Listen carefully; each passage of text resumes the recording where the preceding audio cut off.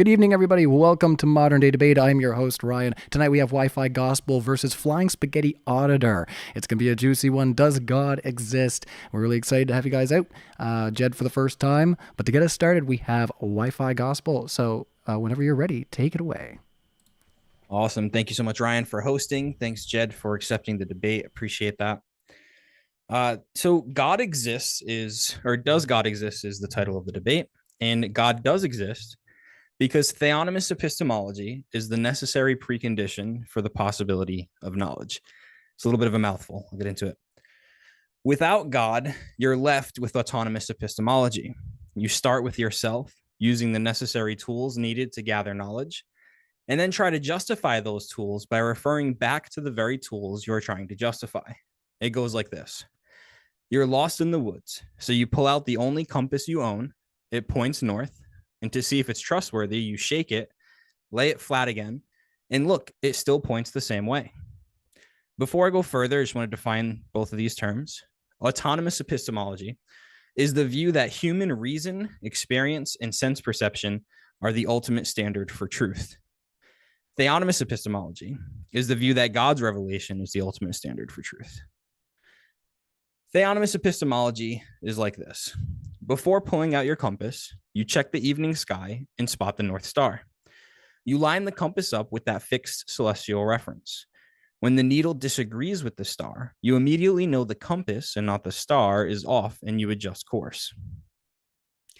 If there is a God who created and sustained the world and everything in it, a God who created us to know him, the world, and each other, then we can use our senses, reason, memory, etc. to know things. We can justify the use of our reasoning tools, not by referring back to those tools, but by pointing to the creator of those tools. If you try to remove God from the equation, you end up in a vicious circle, unable to justify your epistemology. I've put together a few syllogisms to make my argument. The first one, if knowledge is possible, then God exists. Knowledge is possible, therefore God exists. This is known as modus ponens. And a lot of people have a problem with the first premise. They say, well, how does knowledge being possible mean God exists? It doesn't really connect in their mind, and I totally get that. So the question you want to ask is, how do we validate the conditional connection in premise one? And we do so like this. Either God is a necessary condition for the possibility of knowledge or not. It is not the case that God is not necessary. Therefore, God is a necessary condition. This is a disjunctive syllogism, and it uses a valid inference rule known as double negation elimination, which is upheld by the law of excluded middle. And it's A or not A, not A, therefore A. Basically, just the law of excluded middle.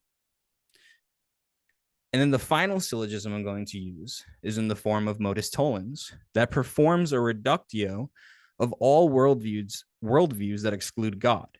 So if not A, autonomous epistemology, means that that we can't, if that's not true, then it means that theonomous epistemology is true. So we must make autonomous epistemology not true. If autonomous epistemology is true, reason must justify itself. Reason cannot justify itself without circularity. Therefore, autonomous epistemology is not true. Something important to understand is that I just made a positive case for the claim that yes, God exists.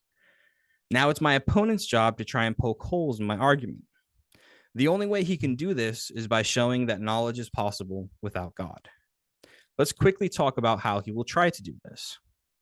He may appeal to empiricism and say we know things through our senses, but this assumes the reliability of the senses, which cannot be proven without using the senses themselves. That's circular. You're using your eyes to test your eyes. He may appeal to rationalism, claiming we know through reason. But again, this assumes that reason is reliable and attempts to prove that using reason are equally circular. You're using your mind to validate your mind.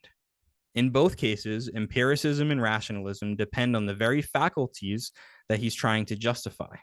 Unless he can escape that loop, he can't offer a non-circular foundation for knowledge. Maybe he will appeal to epistemic pluralism, claiming that no single source of knowledge needs to do all the work. That truth emerges from a web of methods: memory, intuition, testimony, perception, and so on. But pluralism doesn't solve the problem, it just spreads it around. If none of the sources can stand on their own, and each depends on the others for validation, then the system is just a loop of mutual dependence. You haven't avoided circularity, you've just made the circle bigger. Remember my compass example? You check the first one, its needle settles on what it claims is north. After a shake, it still points the same way. Then you repeat that process with 3 more compasses, and each lines up with the others. At that point, you conclude, since they all agree, this must be true north. But all you've really done is assume that shared consensus equals accuracy. Even worse, let's say one compass points to a different north. How do you know which compass is right? Is it the 3 that agree just because they agree? Or is it the different compass because all 3 could have the same error? Here are some parallel syllogisms as to an example of how my previous syllogisms work. The first one, the modus ponens. If an effect exists, then a cause exists. Effects exist, therefore a cause exists. A cause is a necessary precondition for an effect. Either every effect requires a cause or not. It is not the case that effects do not require a cause. Therefore, every effect requires a cause. This is a true dichotomy. If an effect could exist without a cause, the effect would be uncaused. An effect cannot be uncaused. Therefore, an effect cannot exist without a cause. This is a dismantling of the not a view. It isn't my job to show a possibility of an effect that doesn't have a cause. That would be ridiculous. However, my actual argument for God's existence, I do provide examples of how autonomous epistemology could try to justify itself. The problem is they all fail. And the prompt for this debate is, does God exist? So if you hear my opponent only talk about Christianity, he has come to the wrong debate. Debunking Christianity does not prove that God does not exist. That's the rest of my time. Thank you. All right, you got it. Now, to be fair, you did have a couple more minutes left, but that's totally fine. We're going to hand the floor over to Jed, but I am going to let our audience know, if it's your first time here, do subscribe to the channel. We appreciate it. And hit that thumbs up like it owes you money. We're live right now, so the more of you that smash it, the more we're going to boost up in the algorithm, more people are going to see this debate. It sounds like we're going to have, like I say, a real good deep dive here tonight. So let's hand it over to Jed, and we'll get right to it. But yeah. Jed is brand new to Modern Day Debate, so if you want to take just a quick second to let everybody know what you're all about, where they can find you, I'll give you 30 seconds, and then we'll start your timer. Sure. Yeah. So my name is Jed. I'm from Flying Spaghetti Auditor. My channel is all about spreading skepticism and critical thinking towards superstition and bad ideas.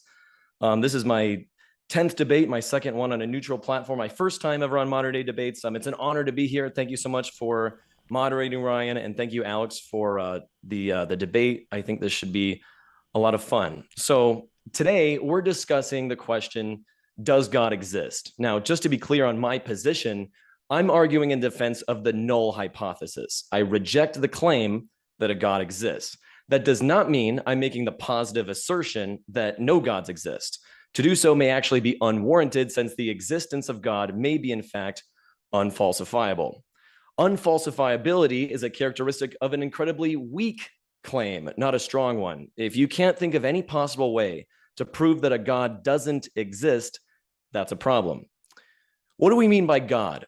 Well, generally, it's not the job of an atheist to define God. However, there is one characteristic I insist we agree on, that God is a conscious agent capable of having thoughts of his own, who exists independent of all human minds.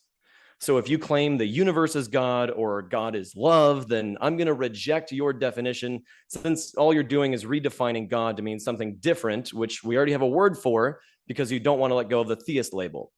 If you want to add more to your definition of God, like that he created the universe or is omnipresent, that's fine. This is just our baseline. However, giving your God additional characteristics increases our ability to reasonably dismiss his existence. While the basic creator God may be unfalsifiable, some gods we can be confident don't exist because they're self-contradictory. For example, God cannot be simultaneously omnibenevolent and omnipotent, given the copious amounts of unnecessary and pointless suffering in our current universe. This is known as the problem of evil or problem of suffering. If God is all good, then he would feel motivated to limit unnecessary suffering. If he's all powerful, then he's capable of ending suffering, but he doesn't. Therefore, an omnibenevolent and omnipotent God is impossible. Well, what about free will? Doesn't that account for all the suffering in the world? Well, perhaps suffering inflicted by humans, but certainly not the millions of years of animal suffering, which went on for millennia prior to the evolution of humans. Animal suffering is a direct result of the system of predation designed by God, where organisms capable of experiencing fear and pain are forced to kill and eat each other in order to survive. What kind of cruel God designs a life form who can only survive by violently ripping apart other living creatures and eating their flesh? Certainly not a benevolent one.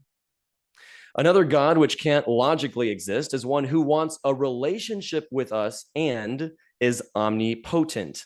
This is known as the argument from non-resistant non-belief, the mere existence of open-minded individuals who would believe in and worship God if only he would reveal himself. Demonstrates that any God who does exist is either incompetent or unfriendly. A necessary prerequisite to becoming my friend is demonstrating to me that you exist. Since God refuses to reveal himself, he clearly doesn't care about me or doesn't want a relationship with me. Oh, your heart's just too hard. Really? Even when I was a Christian for 20 years, I sincerely believed then. I prayed to God all the time and never heard back.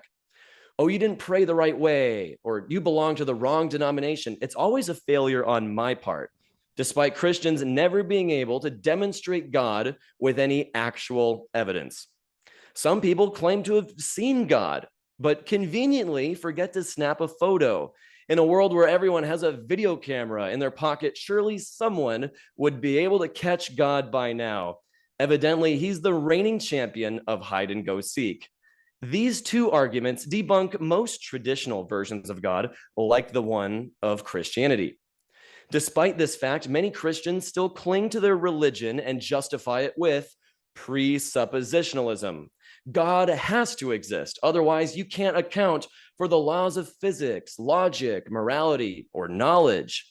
This is known as the Transcendental argument for God, or TAG.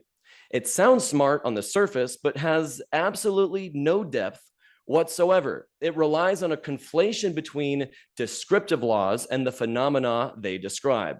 What grounds physics? The natural world. The laws of physics are humans' attempt of describing the way matter and energy behave in space. Before there were any human minds, there were no laws of physics because there were no minds to conceptualize those laws. But matter and energy still behaved in the same way. Precepts often claim God grounds morality. This is a joke, right? The God of the Bible grounds morality, the same God who endorses buying and beating slaves, advocates for genital mutilation, demands animal sacrifice, regards women as subordinate to men, calls homosexuality an abomination worthy of the death sentence, demands women be stoned to death if they can't demonstrate they were a virgin on their wedding night, which is impossible, by the way, commands his followers to slaughter innocent children and babies, tortures innocent people for no reason, like Job. Instead of punishing people for their own actions, he uses collective punishment and generational punishment. He created his own arch nemesis, who he lets run around the world deceiving people. So he has more souls to torture for eternity in hell. He discourages cooperation, teamwork, communication, and unity. He demonizes critical thinking and independence, and instead glorifies and rewards blind obedience to authority, even when you're commanded to commit the most unthinkable act imaginable, like murdering your own child. Now, my definition of moral is actions which enhance well-being. If your definition of morality is whatever aligns with this God's opinion, then I want nothing to do with it. You can't account for knowledge if there is no God. Well, I would disagree with that claim based on my definition of knowledge, which is beliefs held to a very high level of confidence. In the past, my opponent has defined knowledge as justified true belief. I'm not a fan of this definition, but I'm willing to follow the argument based on his working definition. Can I ever be justified in believing something is true? Well, no, not if your definition of justified precludes our ability to use our senses to justify our senses. No, I can't account for knowledge. I admit it. But neither can my opponent, neither can a theist. This argument is really about hard solipsism. I can use my senses to gather information about the world around me. I can compare my sense data with sense data from other people. This is called independent confirmation. But I'm using my senses to evaluate their sensory information. So how do I know these other people even exist? Maybe what I think is reality is actually a fake reality, like the Matrix, a simulation, or a video game. Maybe I'm just a brain in a vat. I cannot prove this isn't the case. My only tools for collecting information are my senses. So I have no choice but to assume reality is real as a matter of practicality, and then use my senses to collect and evaluate information in my apparent reality. This way, I can avoid pain and death, which feel and seem completely real based on all the available evidence. I believe claims with evidence. There is no evidence that there's a meta reality outside of our own, which is more real than this one. There's no evidence that any magical gods exist in some invisible dimension. Both of these claims are unfalsifiable. Christianity does not solve the problem of hard solipsism. If Yahweh was actually real, but this reality was fake, then it's entirely possible this God is merely part of the fake reality. Despite him knowing everything there is to know within our reality, Yahweh or any God could still be barred from investigating outside of or escaping it. And like us, he would have no reason to believe there's a meta reality above his own. You know, if only we could ask God what he thinks about all this. Oh, well, I suppose we can, but I doubt we'll hear anything back, because gods never talk to or interact with anyone in any demonstrable way. 1 minute. My opponent presupposes a God and claims that his God is a grounding for knowledge or logic, or insert metaphysical concept here, but what he's really doing is presupposing all the same things I do: the rejection of hard solipsism, the axioms of logic, and adding an additional presupposition: God. This God concept doesn't explain anything or deepen our understanding of anything. Bringing up the issue of hard solipsism is an attempt to put all claims on an equal playing ground. Because if he can convince you that reality isn't even real, suddenly talking donkeys and magical sky daddies don't sound so far-fetched. All right. Well, I take it that's your ending there. So we are going to kick it into open discussion. I'm going to hand it over to Wi-Fi Gospel, but I'm going to remind the audience, once again, we are a neutral debate platform here at Modern Day Debate. We do hope you feel welcome. Definitely smack that like button if you're hanging out in the live chat right now. Help boost us up in the algorithm and make sure that lots of people see this debate. I'm sure that it's going to be a very fruitful one based on the demeanor of our guests here tonight. And once again, we will do a Q&A at the end of the debate. So if you have questions for either of our speakers, if they say something that just has you banging your head on the wall, get it into a super chat and we will ask it at the end of the show. So without further ado, thank you everybody for being here. I'm going to hand it over to Wi-Fi Gospel to respond to some of what you just heard, and then feel free to jump in, Jed, at a cordial time. Cool. So I just thank you for your opening statement, Jed. I'd like to talk about your definition of knowledge. You said that it's beliefs held to a very high level of confidence, right? That's right.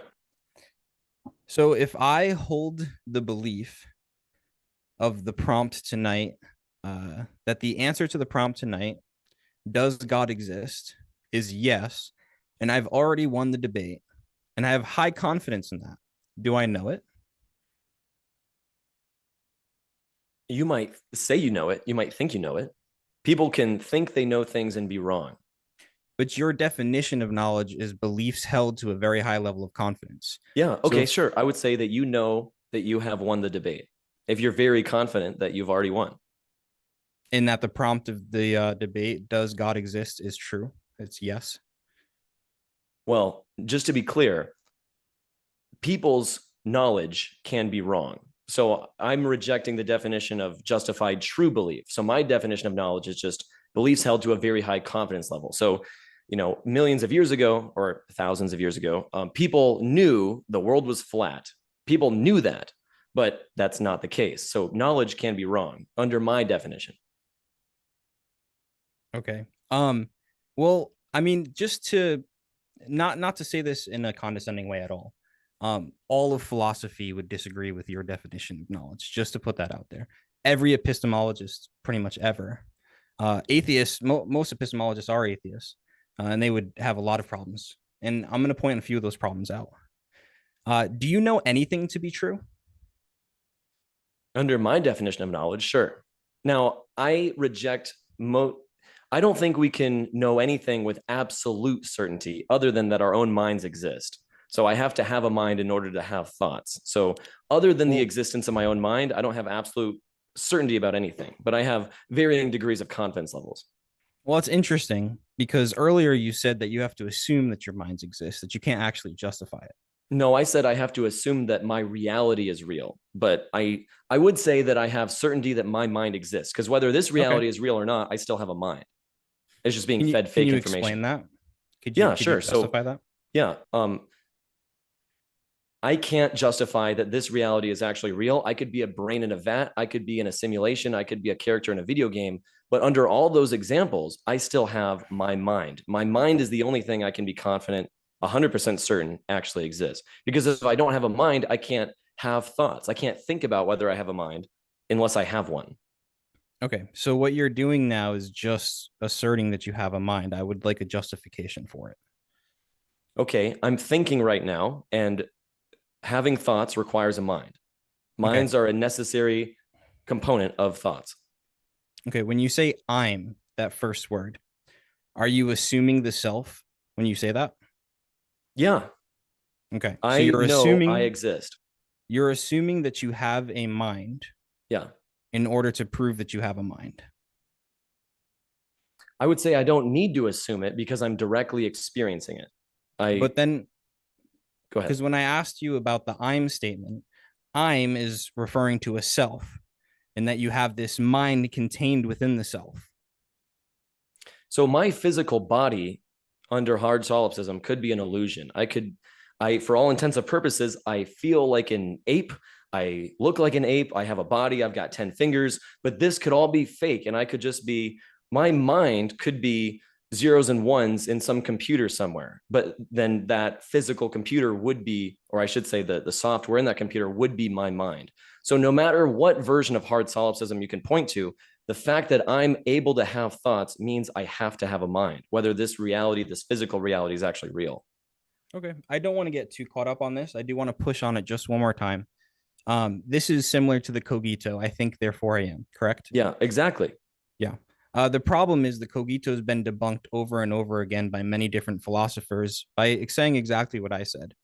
I is assuming the self. So I think, therefore I am, is actually circular. You're assuming the self in order to prove the self. How could I say that statement unless I have a self? Well, that's exactly the point. If I don't exist, I couldn't say anything. Well, that's not true. Things that don't exist say stuff all the time.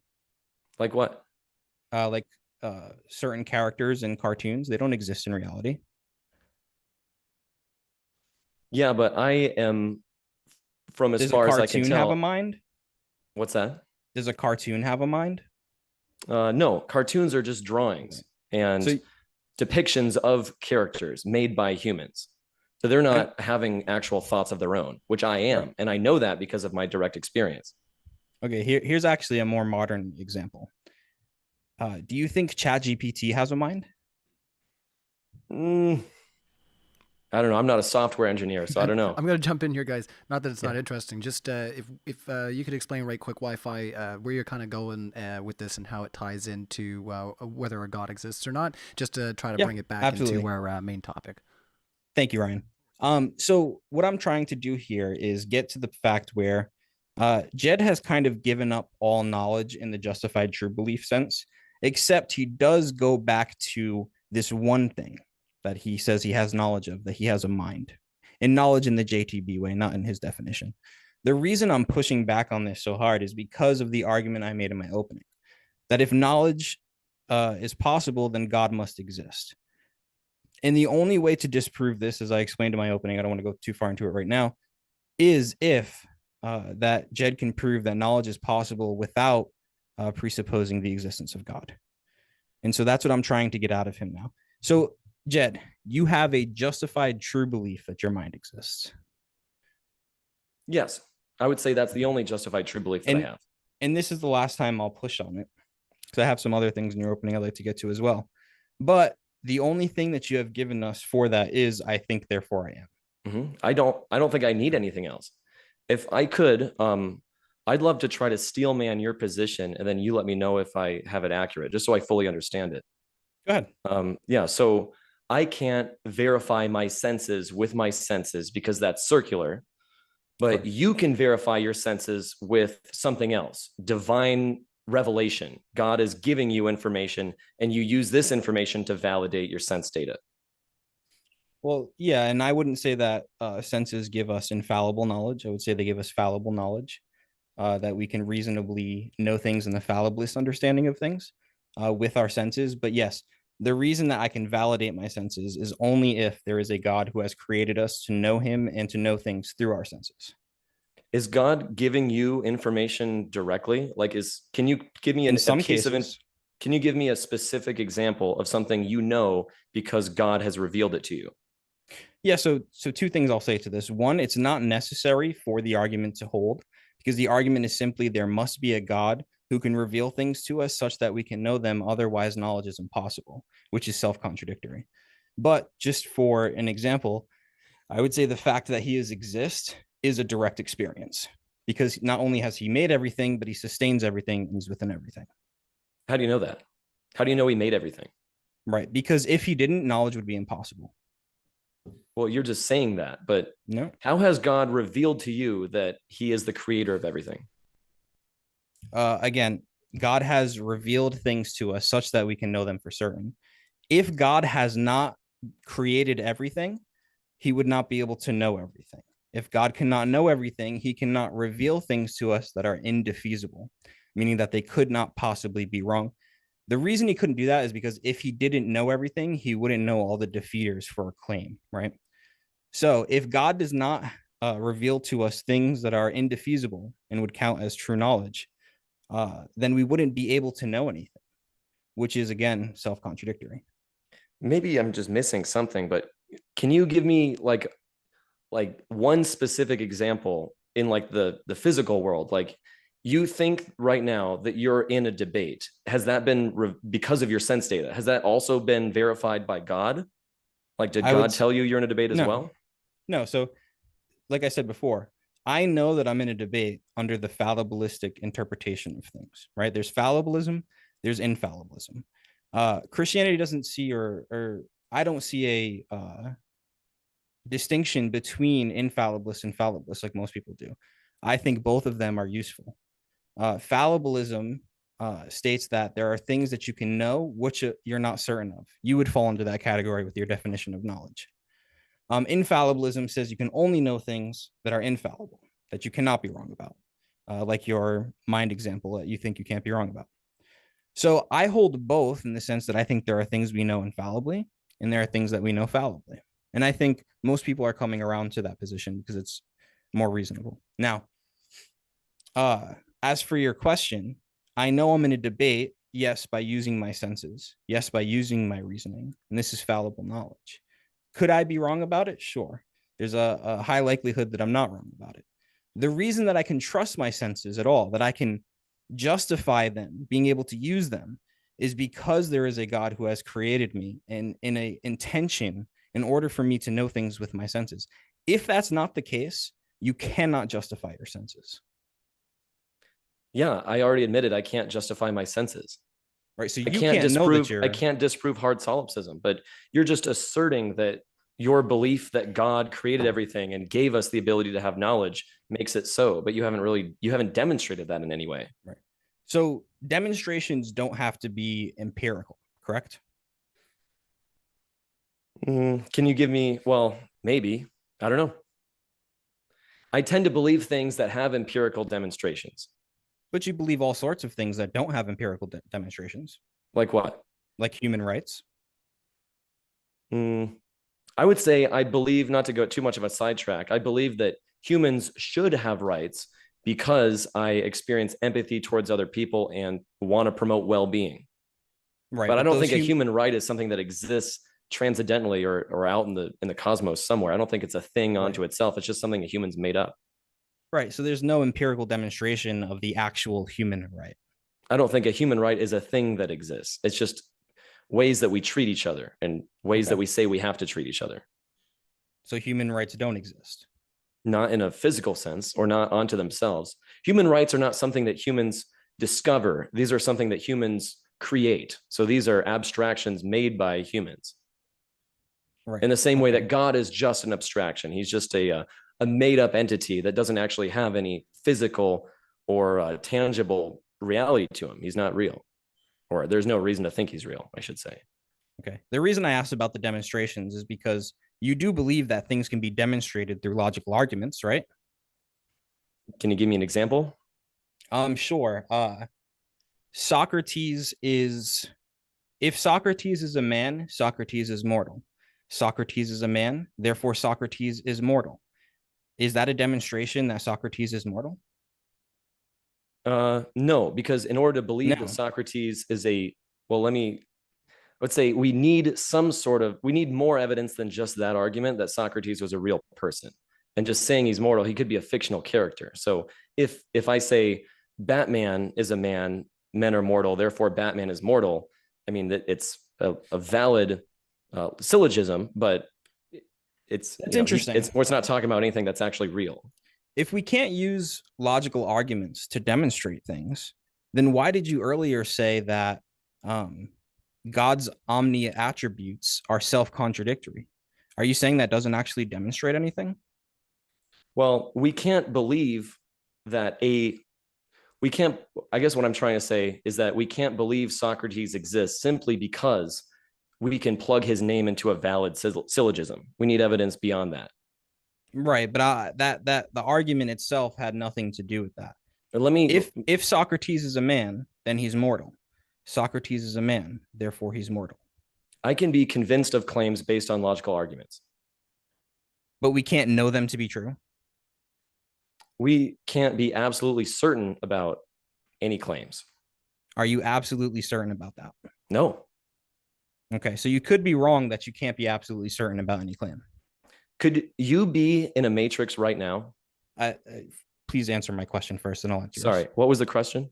So you could be wrong that you can't be absolutely certain about any claim. Yes. Okay, so then your original claim that you can't be absolutely certain about any claim is wrong. No, it could be wrong. What is? No. You said can't. Can't is a universal term, meaning there's absolutely no way that you can have absolute certainty about anything. When I say we can't know anything with absolute certainty, I'm saying I'm not convinced that we can know anything with absolute certainty. And what does convincing you have to do with the truth of the matter? It doesn't. Whether I'm convinced of a claim or not has nothing to do with the truth of the matter. All right. So I could be wrong about everything. I could be in a fake reality. Could you be wrong about that? Yeah. I could be in a real reality. I could be in a fake reality. I can't disprove hard solipsism. And I don't think you can either, just by appealing to a God. No, I just think this demonstrates the absurdities of the entailments of atheism. Well, hard solipsism isn't just a problem for atheism. It's a problem for theism as well. Because if there is a God, he could be a part of a fake reality too, right? So what you just did when you said hard solipsism isn't just a problem for atheists, it's a problem for anything. You're actually climbing out of hard solipsism to say that. You can't know anything outside of your own self if hard solipsism is a problem for atheism. So you saying it's a problem for other people, you're climbing out of your hard solipsism to say that. So you can't do that. You're in the same hole that I am of hard solipsism. You can't say that if you think that hard solipsism is a problem for your worldview. Sure, I can. I just did. All right, How but about you're this? You completely can't say that hard contradicting. solipsism is a problem for me under your theist worldview. You can't climb out of the hole You either. admitted that you're in the hole, right? I admit that I can't solve the problem of hard solipsism. I could be a brain in a vat, and so could you. So then you don't know that you're in this debate. Well, under your definition of knowledge, no, but which under is mine, the yes. universal definition of knowledge. Well, I don't like that definition because I don't think I can know anything with absolute certainty because I can't disprove the problem of hard solipsism. Okay. So again, back to I do want to make sure we're staying on. I do think we're on topic, but I do see Ryan here. Yeah, it's all good. I was going to jump in and just say I think we've already kind of established where we stand on the solipsism argument. So now, one more issue about hard solipsism, if I could bring it up. Oh, I guess we're not. That's no problem. I was just going to ask if God, let's say that a God exists, couldn't he be a part of the fake reality that you think you're a part of? But then there's a meta reality that's even more real than this God. Yeah, but that meta reality would have to have a God that is the precondition for intelligibility or knowledge. Why? Otherwise, you end up saying things like I don't know anything, which is a contradiction. Would you like me to explain how you not knowing anything is a contradiction? I don't have absolute certainty about anything other than my own mind existing. All right. I don't see how that's a contradiction. For all intents and purposes, I accept reality as real. I assume that it's real as a presupposition. And you do the same thing. All right. So do assumptions justify beliefs? Do assumptions justify beliefs? Define justify. All right. Is it a good reason to believe something? In the case of the rejection of hard solipsism, I would say yes, because I have no reason to think hard solipsism is actually true. It's just an unfalsifiable claim. So you personally have no reason.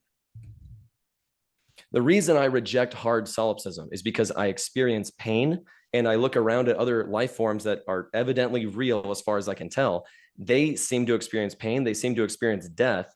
Death seems like a very real thing that could happen to me. So as a matter of practicality, I'm going to do my best to stay alive within this reality because it seems like it's real and it's the only reality that does exist. I have no reason to think there are any other realities. Okay. And so it's all based on seemings. Yeah, it's all based on sensory data. So then God seems to me to be real because when I live my life in accordance with his will, my life gets better. How do you know what his will exists? Hold on. I don't need to. It seems to me. How does it seem to you? It just does. Well, my seemings tell me. Sure. When I say reality seems real, what I mean is that I'm using my sight, sound, my senses to collect sensory data about my reality. And I can physically touch things. I can demonstrate them to other people who also appear to be real. When you say God seems real, are you using your sensory data to observe this God? And what does the observation look like? Do my reasons, do what I use to understand the will of God, do those things themselves need to be justified in order for me to use them? Yes. Why? You just listed off your sense data and all this other stuff that you already admitted was unjustified. Well, under your definition of justified, I have no other tools other than sense data. So it has to be, I'm stuck in the circle. I admit it. I can't get out of this circle that is justifying sense data with sense data. That's all I have. So but you're claiming you have something else. You're claiming you have divine revelation. How do you know what God wants? How do you know what God thinks? How do you know if God wants you to think something's real? How does he explain that to you? Well, the problem is that if you admit that all the things you use to have knowledge or to have these highly confident beliefs are all unjustified, they're all stuck in a circle, then anything I say doesn't matter because I can just say pizza sleeps fast under the much, therefore the West. And that proves God exists because it's completely unjustified. Now, what you just did was appeal to hard solipsism in order to make every single claim equally valid or equally sound. I appeal to your standard.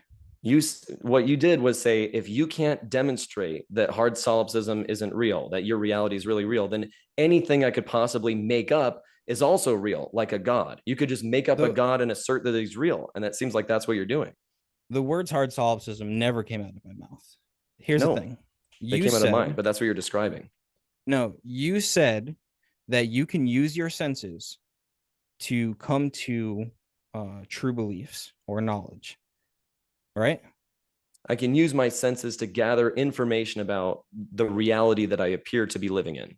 Okay. And can you have knowledge based off that information? I can have very high confidence that my beliefs about reality are true, but I can't have absolute certainty because I can't beat this problem of hard solipsism, but neither can you. No, so you're afraid of absolute certainty, right? I'm not afraid of it. I just admit that I can't have it. Okay. So I'm not trying to like provoke you when I say that. My bad. No, you're good. You're not comfortable with the fact you don't think we can have absolute certainty about things. So in order to avoid that reality that you say is there, you're trying to change the definition of knowledge, right? And you're saying that it's just a highly confident belief. But I've already pressed you on that multiple times. And this is, as we see in real time, the problems with having a definition of knowledge that is just a highly confident belief, because then everything everybody believes is knowledge. Not necessarily. I think that it depends on the confidence level of the knowledge. And the way people use the word knowledge, like I could say, I know the sky is blue and I know my wife is being faithful to me. Now, I might have different confidence levels about those two things because I could be wrong about one of them. So people could say they know things, but there's a varying level of confidence. Right. But if I say I know Hillary Clinton is the president of the United States, is it true or false, that knowledge claim? That is false, as far as I can tell. And how do we know whether it's true or false? We can. This is going to sound like a horrible answer. We can Google who's the president of the United States right now, and it'll say Donald Trump. So I understand what you're saying. I'm not going to nitpick that. Because Google's always right. No, I'm just kidding. Yeah, exactly. That's the one thing we can trust and we can use to validate our senses. All right. So when you say now, are you saying that you know that the answer, that the statement Hillary Clinton is the president of the United States, that statement is false? You know that it's false? Well, I'm supremely confident that statement is false, but I could be living in a fake reality, and the real reality might be really, really similar to this one where Hillary Clinton is the president. So there's always a chance I could be wrong. So this is the issue. Nothing is true. Everything is just, well, I think this is true, and I think that's true. Well, things are true or false within our reality. We just have to assume that this reality that we experience is real first. Is that an absolute certainty? No, it's an assumption. I assume that reality is real as a starting point. I admit it. Okay, but so you're assuming that God is real. Right. There you go. Now, okay, so we're both just justified in our beliefs. Well, here's the thing. We're both assuming that reality is real. You're adding an additional presupposition. Is your assumption justified? I have no choice but to assume it. And evidently everyone else does the same thing. But no, it's ultimately not, because I'm using my senses to prove my senses. So we can believe things based on assumptions that are not justified. There's only 4 things that I think we should assume, which are that the rejection of hard solipsism and the 3 axioms of logic. Is that itself an assumption? Is what an assumption? That we should only assume 4 things? That's my best understanding of the minimum number of presuppositions. We should have as few presuppositions as possible to avoid assuming things which might not be true. Why? Because if we assume things, then we might be wrong. But so you might be. Yeah, I could be wrong. But these 4 things are the minimum starting point of presuppositions that everyone has. You also presuppose the same things, but you also presuppose God and claim that he's a grounding for these things with no justification. Real quick, Ryan, are we going to have closing statements before or after Q&A? I usually like to do them after the Q&A, just because sometimes the audience will end up digging up some things that we didn't really touch on throughout the open discussion. But I would like, not to call you out here, Jed, but during the intro, you guys are doing your intros, of course, but we haven't gotten to really address a lot of what you had said in your introduction there, Wi-Fi Gospel. So I do want to hand the floor over to you and kind of allow you to go through some of the arguments you presented in your intro, and then try to get a back and forth on that and put you on the offensive for a bit there, or on the defensive, I should say. So I'll give it over to you there, Wi-Fi, and we'll keep on rolling. But yeah, after Q&A generally, unless there's a time constraint. Yeah, no worries. And I just, the reason I asked is because I think that we did have a good discussion about knowledge and stuff. And I think that we're kind of maybe hitting a wall, and I think it might be more useful time to go into something else. Did you want me, you said, to go to question Jed's opening? No, I was saying some of the things that you'd presented in your intro, I don't think we've really kind of addressed yet. So if you want to maybe touch on some of the things that you had said in your introduction that, like I said, we haven't really gotten into. Go ahead, Jed. If you have something you want to launch pad into, that's okay. Sure. But And I agree that we've kind of hit the wall on that one. And a big part of my opening statement as the rejection of the claim is that I'm bringing forth very, very common arguments for God's existence, like the morality argument, which Alex didn't make today. So, but I'd be curious, since you are a Christian, right? So I'd be curious to hear some of your responses to some of these moral issues with Christianity. I mean, it's kind of off topic. The only thing I would say is I don't make the argument that objective morality proves God. I would say that you can only have objective morality if God exists. Maybe this is a direction we could take it. Can you give me a characteristic that you think this God has, other than that he created the universe? I mean, it's not really pertinent to the topic. The morality of this God, like God could be evil and still exist, right? Well, we don't have to necessarily talk about morality. We could talk about the triomni characteristics, but just tell me anything that you know about God. Like, do you know anything about God? He exists. Okay. He exists. Just to be fair, because I did want to go back to your introduction there, Wi-Fi. If you can give us a couple ideas of how you think this God manifests, how they communicate, some of the things that we like to touch on here at Modern Day Debate, just so we can kind of get into the meat and potatoes of it all, right? If you don't mind. Yeah, so specifically, the argument doesn't rest on how God does these things. Rather, it rests on there must be a God who does reveal himself. Because if not, then knowledge is impossible, which is why we've been talking about knowledge this entire time. And to be fair to Jed, I do think that the discussion has been centered on my introduction, because even though there was a lot there in different syllogisms, it does ultimately end up on the problem of knowledge. But I mean, we could go back to knowledge, but there are some things that Jed had said in his opening that I wrote down. We could go through those as well. Sure. One really quick question too about your main argument for God. You said God has to exist, God has to, in order for us to have knowledge, God needs to reveal. In order for us to have knowledge, God needs to reveal information to us. Now, I would say that under that definition of knowledge, I would just reject it. We've already been through all that. Well, let's talk about how God reveals information to us. Has God ever revealed anything directly to you? Have you ever heard God's voice? Have you ever seen writing on the wall, or do you get like a fuzzy feeling inside that God's trying to give you a message? Like, what's the mechanism through which God communicates with people? Yeah, and I totally understand what you're trying to do here, but it's just not pertinent to my argument. The argument is that there must be a God that has revealed himself in such a way that we can know things for certain in order for us to have knowledge. It doesn't matter how he did it in order for the argument to work. Well, my claim is that he hasn't done that. And the version of knowledge that you're claiming we have to have, I don't think exists. But when you say he hasn't, all that is that it seems to you that the information you've been presented with is enough to make you unconvinced that he has, not that he actually hasn't. Sure. I have no reason to think God has ever spoken to anyone or interacted with anyone ever. Right. And so this is just the Matt Dillahunty, I'm unconvinced, which isn't an actual argument.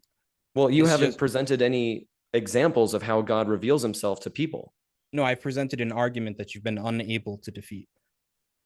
I wasn't attempting to defeat the argument. I accepted the alternative of the argument, which is that we can't have justified true belief if we justify our senses with our senses, which means the problem is we're stuck in this hole of hard solipsism, which I can't defend. I admit it. Yeah, so your worldview entails a contradiction. No, my worldview entails the honest admission that I can't solve the problem of hard solipsism, but I don't think you Right. can either just by But asserting that you can't. every time you open your mouth, you're making a knowledge claim and then denying knowledge in the very next sentence. That's a contradiction. Every time I open my mouth, I'm making a claim, but I don't know if I would call it a knowledge claim. I'm not claiming Okay. absolute certainty about anything other than that I exist. Do you know that you're making a knowledge claim? Or do you know that you're making a claim? I'm supremely confident that I'm making a claim. Do you know that you're supremely confident that you're making a claim? No, I could be a brain in a vat being spoon-fed information that's not real. Okay. So you're just denying that you're making statements that are true, or that you're just denying that you're making knowledge claims. No, I'm not denying it. From all intents and purposes, it seems like I am. I feel, and based on all the sense data I've ever collected, it seems like I'm sitting here in a room talking to you through a computer and having a debate. That's what it seems like I'm doing. And do you live your life like that? What's that? Do you live your life like that? I live my life under the assumption that this reality is real. Right. So like when, I don't know if you have children or not, but if you were to teach your niece or your nephew, say, or just a random friend's kid, I don't know. If you were to teach them things, would you teach them things as if you knew them? I would teach them, if I had a young nephew or niece, which I do actually, I would teach them. I would probably just not even mention hard solipsism to them until they were a lot older and more capable of understanding these kinds of concepts. I would just assume that reality is real, and I would interact with them in a way that assumes that they're a conscious agent like me, both basically on equal footing, experiencing the same real reality. Yeah. I would say that we just, like you said, we don't live the way that you're arguing. Well, we don't live as if hard solipsism is real. I don't live as if I'm a brain in a vat. Right. Exactly. But I have no reason to think that I am, which is why I just assume that I'm not. Because, respectfully, you don't want to believe in God. And to suppress that truth, you'd rather say crazy things like, I don't know anything, rather than accept the fact that God exists. That's an interesting road to go down. We could talk about, the idea of you don't want to believe in God. Sure. Yeah. Sure. I want to believe in, well, this is a quote from Matt Dillahunty. I want to believe in as many true things and as few false things as possible. Now, I assume that reality is real because it appears to be so. I don't believe in God, not because I wish he didn't exist, but because I've seen insufficient evidence to warrant belief. And this argument that I can only know things if God allows me to know things or reveals information to me, I reject, because I've never seen any demonstration that God reveals information to people. I've never seen any demonstration that God is real and communicates with anyone. So if I don't ever see any reason to believe that God actually interacts with people, why would I believe that? Right. So let's say the Christian God revealed himself to you. Would you worship him? No, I would believe he exists, but I wouldn't worship him because of all the issues I mentioned earlier about morality, like how he supports slavery and commands people to kill babies and those kinds of things. Yeah. And we could totally do another debate on morality sometime. I would like that. Sure. But the problem is, imagine the arbiter of morality, right? Because you believe in subjective morality, maybe, or are you objectivist? I don't think there is an objective reality. Yeah, I think all morality is subjective. Okay. Yeah. So, like, if this God existed and he revealed himself to you, it would logically follow that morality is actually objective. No, because I think in a reality where God does in fact exist, I think morality would still be completely subjective in the exact same way it is now. Because right now, basically with morality, we have to appeal to a subjective goal like well-being. And then once we agree on a goal, then we can assess different actions and their effect on well-being. But if a God exists, and if we followed what he wanted and what he said, all we would be doing is accepting what this God says is right and wrong. We would just be using God's standard as our subjective moral framework. But there's no reason for me to care what this God thinks. It's just his opinion. So using a standard is always subjective? Any standard we make for morality is subjective. I'm just talking about in general. Forget morality for this question. Is using a standard always subjective? I would say Yes, but once we agree on the standard, then we can make objective assessments. Like, for example, if we have a ruler, the inch is subjective, but once we agree on what an inch is, we can objectively say this object is 3 inches long. Right. Similarly, if we agree that well-being is the foundation for morality, we could say punching someone in the face is immoral because it causes unnecessary suffering. So how is anything objective then? Because everything is based off of a standard. Well, I define objective as existing absent a mind. When we talk about morality, it seems like what we're So talking you about is assume- ought statements. You assume that reality exists apart from the mind of God to get your definition of objective. If reality is God, then to reject that definition of God. If you're saying the universe is God. No. I'm just saying that that reality reflects the mind of God in the same way that the standard of morality does.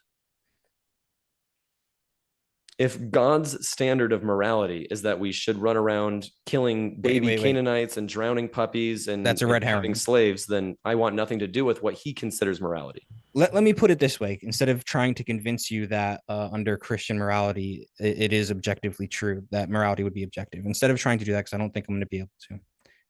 If God came to you and you knew that everything he said was true, he says, I exist, worship me, and morality is objective. And this is the standard of morality. And he has followed that standard completely. You would still say, I don't like that. I'm not going to worship you. Well, when you say you know everything he says is true, how would I know that? Couldn't a God lie to me? If a God existed, couldn't he lie? And couldn't his definition of morality differ than mine? It's a hypothetical. Yeah. Okay. So hypothetically, if God came to me and said, I exist, I want you to worship me, and everything I say and do is automatically moral because it's within my nature, I would say, I reject that definition of morality because I care more about well-being. If you don't want to call what I care about morality, the promotion of well-being, then I don't care what objective morality is. All I care about is the promotion of well-being. I do want to be fair here and just jump in and say that the prior question that we were trying to settle on is, whether you would want to believe in God, and where Wi-Fi Gospel, I know he's making more of like a Christian argument now, but, overall it is, does God exist? So I'm going to pass you back the question, but I'm going to review the poll right quick. So right now, I'll go from the least to the most. So does God exist? I have, I'm not a Christian, but God exists at 3%. All right. At 7%, we have, I'm agnostic. I wear diapers in bed. All right. I did put that, but all right. I don't want to mean to pick on the agnostics. I mean, there's a lot. It's all right. Jed doesn't like the term agnostic either. Yeah. I'll just go off on agnostics really quick. I think most people who use and who self-identify as agnostic are actually atheists who are too cowardly to use the label atheist. Ooh, he's coming right for you. Now, because you either are convinced that God exists or you're not chat, by the way. All right, well, I will be fair that as far as the term agnosticism goes, I mean, you can be agnostic about, things within, a sect of belief. So I don't think it's really a fair term when you're having these discussions. But, what I would say is that some people do self-describe that way, and I don't think that it's really applicable, because you can be agnostic within Christian sects, within atheist sects, there can be agnosticism. So anyway, I'm going to keep reviewing the poll, and then we'll try to get back on brand here. So at no way, we have 22%, and then coming in at the most, we have 67% that say Yahweh, God exists.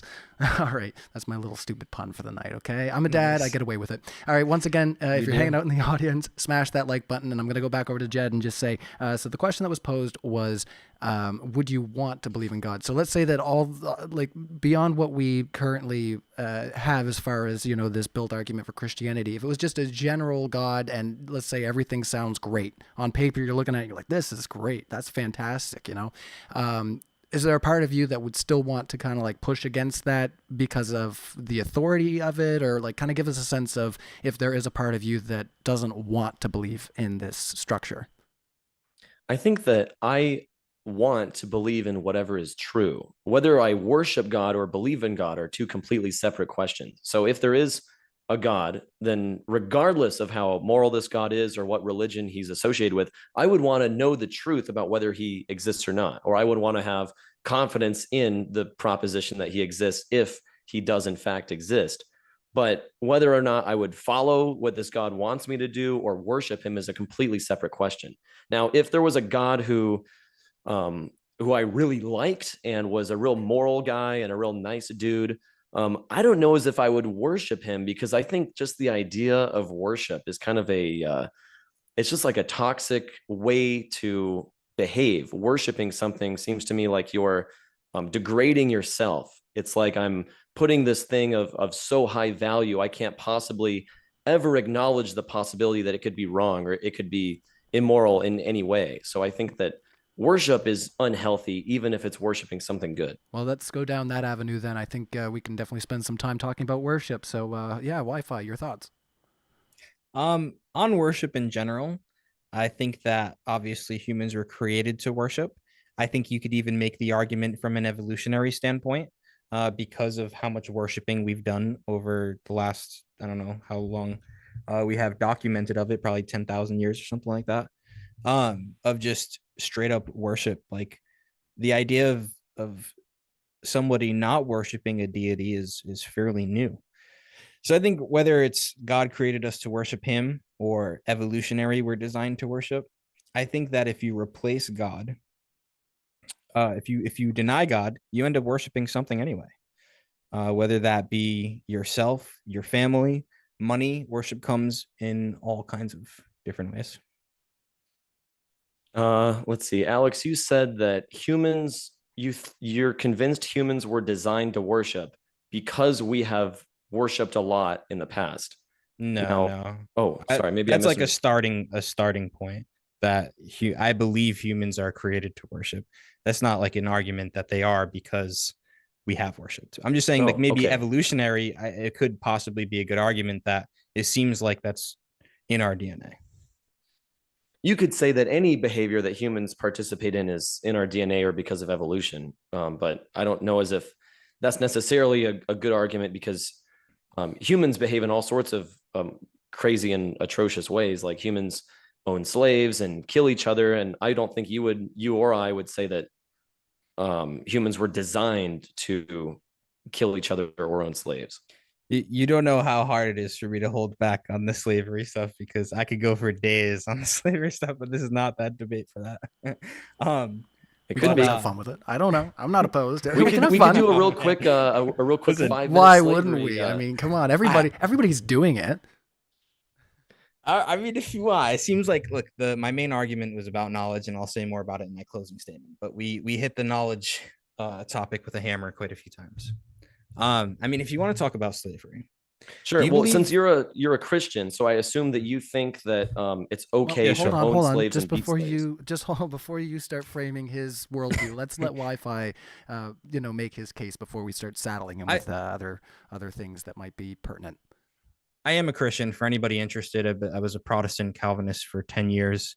I am inquiring into the Orthodox Church. It's going to be a long journey. If you want to learn more about that, you can always hit me up I don't know if I can say the Discord on here publicly, but hit me up on Discord at Wi-Fi Gospel, and I'll talk to you there. Yeah, you can give out your Discord handles. That's fine. You're here to promote yourself. I didn't right? want to give like a personal server Discord that's not mine, that I'm always in. Just people are weird on the internet, right? But if you ever want to talk about orthodoxy and stuff, you can hit me up in there. But I do, for the purpose of this discussion about slavery, I do believe that the Bible is God's word. So if you want to talk about biblical slavery, then we can. But the question I would have for you is all slavery wrong? Yes. Okay. Absolutely. All right. So what's your definition of slavery? My definition of slavery is owning another human being as property. Okay, and that's it. We could add more to the definition, like owning a human being as property who you buy or who you capture from another city or who you beat or who you make do. Maybe we could say a human being who you own as property and make work for you.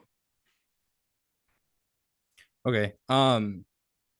Because then it seems like if you own a child that was born to you from a slave family, then that wouldn't be a slave under that definition, because they're not doing anything for you. You didn't buy them. Sure. Okay. So we can stick with my original definition then.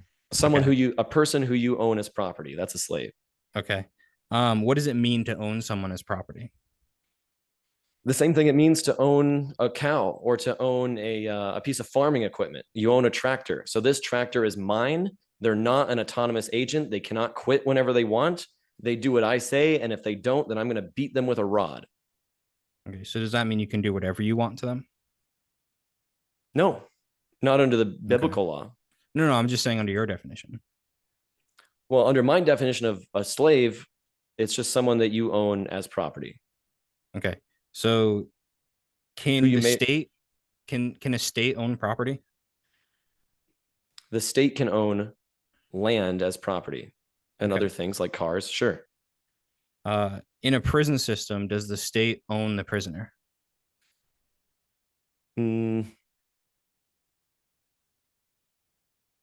That's hard to answer. I would say our prison system does have a lot of overlap with slavery, where someone is forced to stay in confinement, they can't escape, and oftentimes they're forced to do labor with either very little or no pay at all. So I think there is some overlap between imprisonment and slavery, sure.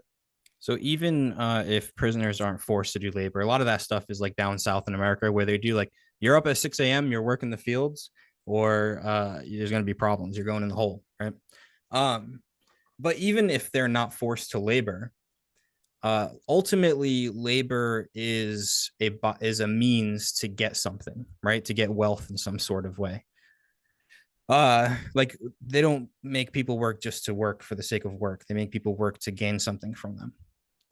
So in the same way, even if I have a prisoner who doesn't work, but I use keeping them confined in a cell for 23 hours a day as a way to get taxpayer money, I would think that there's the same economic benefit, even if it's a not-for-profit, like state-run prison.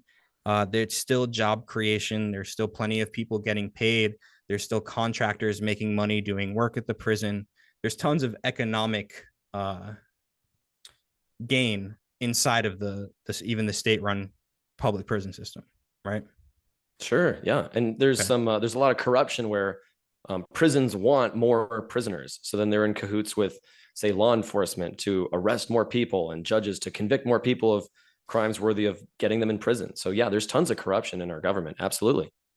But even then, it's not about the corruption, because we would both say the corruption is bad, no matter our views on the prison system. But even without the corruption, just a morally working prison system, there's still economic gain, and plenty of it, from taxpayer money. Yeah. Okay. Yeah. Okay. What's the point? I'm just setting this up. What do we do with criminals if not imprison them? Rehabilitation.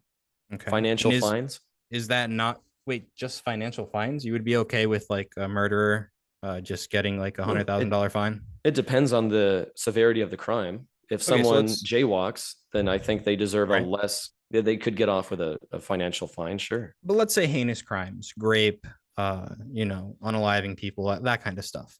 What do we do with them if we don't use the death penalty? If we're just going to rehabilitate them, doesn't that involve the same thing pretty much as a prison system? I'm not a huge fan of the U.S. prison system, and I admit I don't know what the best solution is for people that commit really heinous crimes. The reason that I think putting someone in prison may be justified is because this person could be a risk of committing another similar act in the future. So if somebody is a murderer, maybe if they murder someone, we could say this person has the capacity for murder. They demonstrated that they are a murderer. So to keep the rest of us safe and to prevent them from doing it again, we're going to remove them from general population. My whole point to this, to wrap it up, is that there's only one thing you can do, and it's a form of slavery, no matter which way you put it. So I don't think that you can actually say that all forms of slavery are bad, unless you want to say there are no punishments for crime other than fines and stuff like that. If there's a way to rehabilitate even a murderer and help them see reason and help them become a better person to eventually release them back in society, I'm for that. So I would rather someone's experience in prison not be like torture, but be more geared towards trying to make them a better person. But the rehabilitation itself, I mean, some people want to be helped. Some people want to be helped, but their behavior, like they just can't help. Like they want it, but their actions don't match their wants. And then there's like, really bad people who just don't want it and don't care anyway. But even with the best case scenario where someone wants it and they're willing to follow the rehabilitation program, it's still a form of slavery. I guess you could say that. Maybe I could. So I all could slavery say, is not bad, right? if someone is a risk to other people, I think that we have a justification for removing them from society. Now, a lot of the slavery mentioned in the Bible, like that in Deuteronomy 20, is people who didn't commit some heinous act, people who aren't murderers, innocent women and children who just live in a different town and are forced to become slaves under threat of, they don't really get offered a choice. They just, there's a What's the passage specific situation? Yeah, so in Deuteronomy 20, verses 10 through 15, God says to the Israelites, all these other nations that are nearby to you, how I want you to treat them is to march up and give them a peace offering. Say, you need to become our slave, or else we're going to kill all of the men in the city and then force the women and children to be slaves anyway. And so these are people that didn't do anything wrong. They are not a danger. That's an assumption. Israel. Do you think that children are a danger to Israelites? No, I think children are under the headship of their parents, and that you can't just take parents away from children and expect good things to happen. Well, that's what God advocates for. What do you mean? God says, kill the men, kill their fathers, and then force the children to become your slaves. Yeah, so that's not leaving the child. I meant like if you don't take a child as a slave, for example, and you kill their parents, what do you think is going to happen to them? To the child? Yeah. Think they're going to be okay? Well, they're probably going to be really sad because their parents are dead, but that's going to be the case whether you make them a slave or not. I think. Well, no. Like if you just leave a 6-year-old to defend for themselves, come on, man, they're not going to make it, right? If they're all by themselves in the desert, completely alone, definitely not. But if they have a society to live inside of, so the societies get decimated, and the survivors flee. Why do we need to commit genocide on these societies in the first place? Why Well, don't we just leave them alone? That word on the live, I don't know, not my rules. It's up to you. But I don't think that it's G-side in that sense. Like, for example, if hypothetically speaking, because we're speaking about the Bible, if God owns the land and he tells somebody, hey, that's my land, get out, should they get out? What does God need the land for? Doesn't matter. It's his. He wants it. He has a people he wants to put there. He owns the land. Hey, you, leave this land. Is that okay to do? No, I don't think so. Okay. Uprooting an entire civilization because, my favorite group of people needs to live there instead of you. I think that's incredibly immoral. Why can't God just love everyone equally? Again, based on your presupposition of subjective morality, it's just your opinion. Based on well-being. So it's not based on well-being. That's what my morality is based on, is well-being and the promotion. We're going to go deep into the debate here. Well-being is the worst principle to use on morality. Really? Ever. Why? 100%. This is a great place to go. Let's do it. Yeah. What's wrong with well-being as a foundation? Because it's under a utilitarian ethics, and utilitarian ethics is easily defeated with one simple hypothetical. You're on an island. There are 6 people. One of them is a doctor. One of them needs an organ that the other 5 people have. If the doctor takes the organ from those 5 people, am I saying this right? No. All right. This is what I'm saying. I think you meant the other way. Yeah. One person has 4 organs that these other 4 people need to survive. Without those 4 organs, this one person's going to die. For the well-being of the group, should this doctor cut that person open and take their organs? Just to make sure I'm understanding the hypothetical, there's one person with 4 organs and 4 people that need 1 organ. So are we justified in basically killing one person to save 4? Yeah, take a kidney, take a lung, take the heart, and I would say no, because a violation of bodily autonomy. So I think that you don't have the right to hurt somebody else just for the sake of someone else's well-being against their will. I think that's causing unnecessary harm and suffering is part of my definition of well-being. Right. So here's the thing. This is where it gets tricky, because here's the other side of the coin. Now you're saying, well, it's not really about the well-being of the group, because otherwise, if it was about the well-being of the group, you would have said off of that one person and let's have these 4 other people survive, because that would make the group survive better. Their well-being would be better overall. Now here's the other side of the coin. Do you put one person in prison who's committed a crime? Actually, don't even use that. Use a better hypothetical. They've committed no crime, but a rabid mob has joined outside of your office, right? So you're in a town of 1,000 people. You're the king of this town. All 1,000 people are like, lock this dude up. What do you do? Everybody accuses him, but there's no proof. He's innocent as far as you can tell. But all these 1,000 people are like, lock this dude up. And you know, if you don't lock this dude up, there's going to be a riot. So do you violate that one person's rights for the better of society and lock him up or not? So I think in this situation, if these 1,000 people want this one guy locked up, but I have no reason to think he actually did anything wrong, I think the best course of action I could take as the person in charge is to remove this one person from society so that he doesn't either get harmed or there's not a riot, because riots can lead to more people getting harmed. But I'm not going to put this person in prison. I'm going to put this person in a safe place and talk to them. Maybe I'll even invite them into my own home. I'll say, hey, stay with me. You can hang out in my basement. It's really nice. You can leave if you want to, but for everyone's best interest, I think it might be best if you stay in hiding for a while. I'm going to bring you food. I'm going to make sure you're okay. I'm going to protect you. And then maybe eventually we can move you to some other place where you're not surrounded by 1,000 people who all want you dead or want you locked up. My bad for not making the hypothetical tight enough. Good on you for wiggling out of it. I'm not trying to wiggle out of it. I'm just trying to answer it as honestly as I can. So what we're really talking about here, is tricky moral situations. And yeah, those are definitely a real thing, like the trolley problem. You know, do you let the train run over 4 people, or do you pull the lever and have the train run over one person instead, which is a similar situation to the one with the doctor on the island?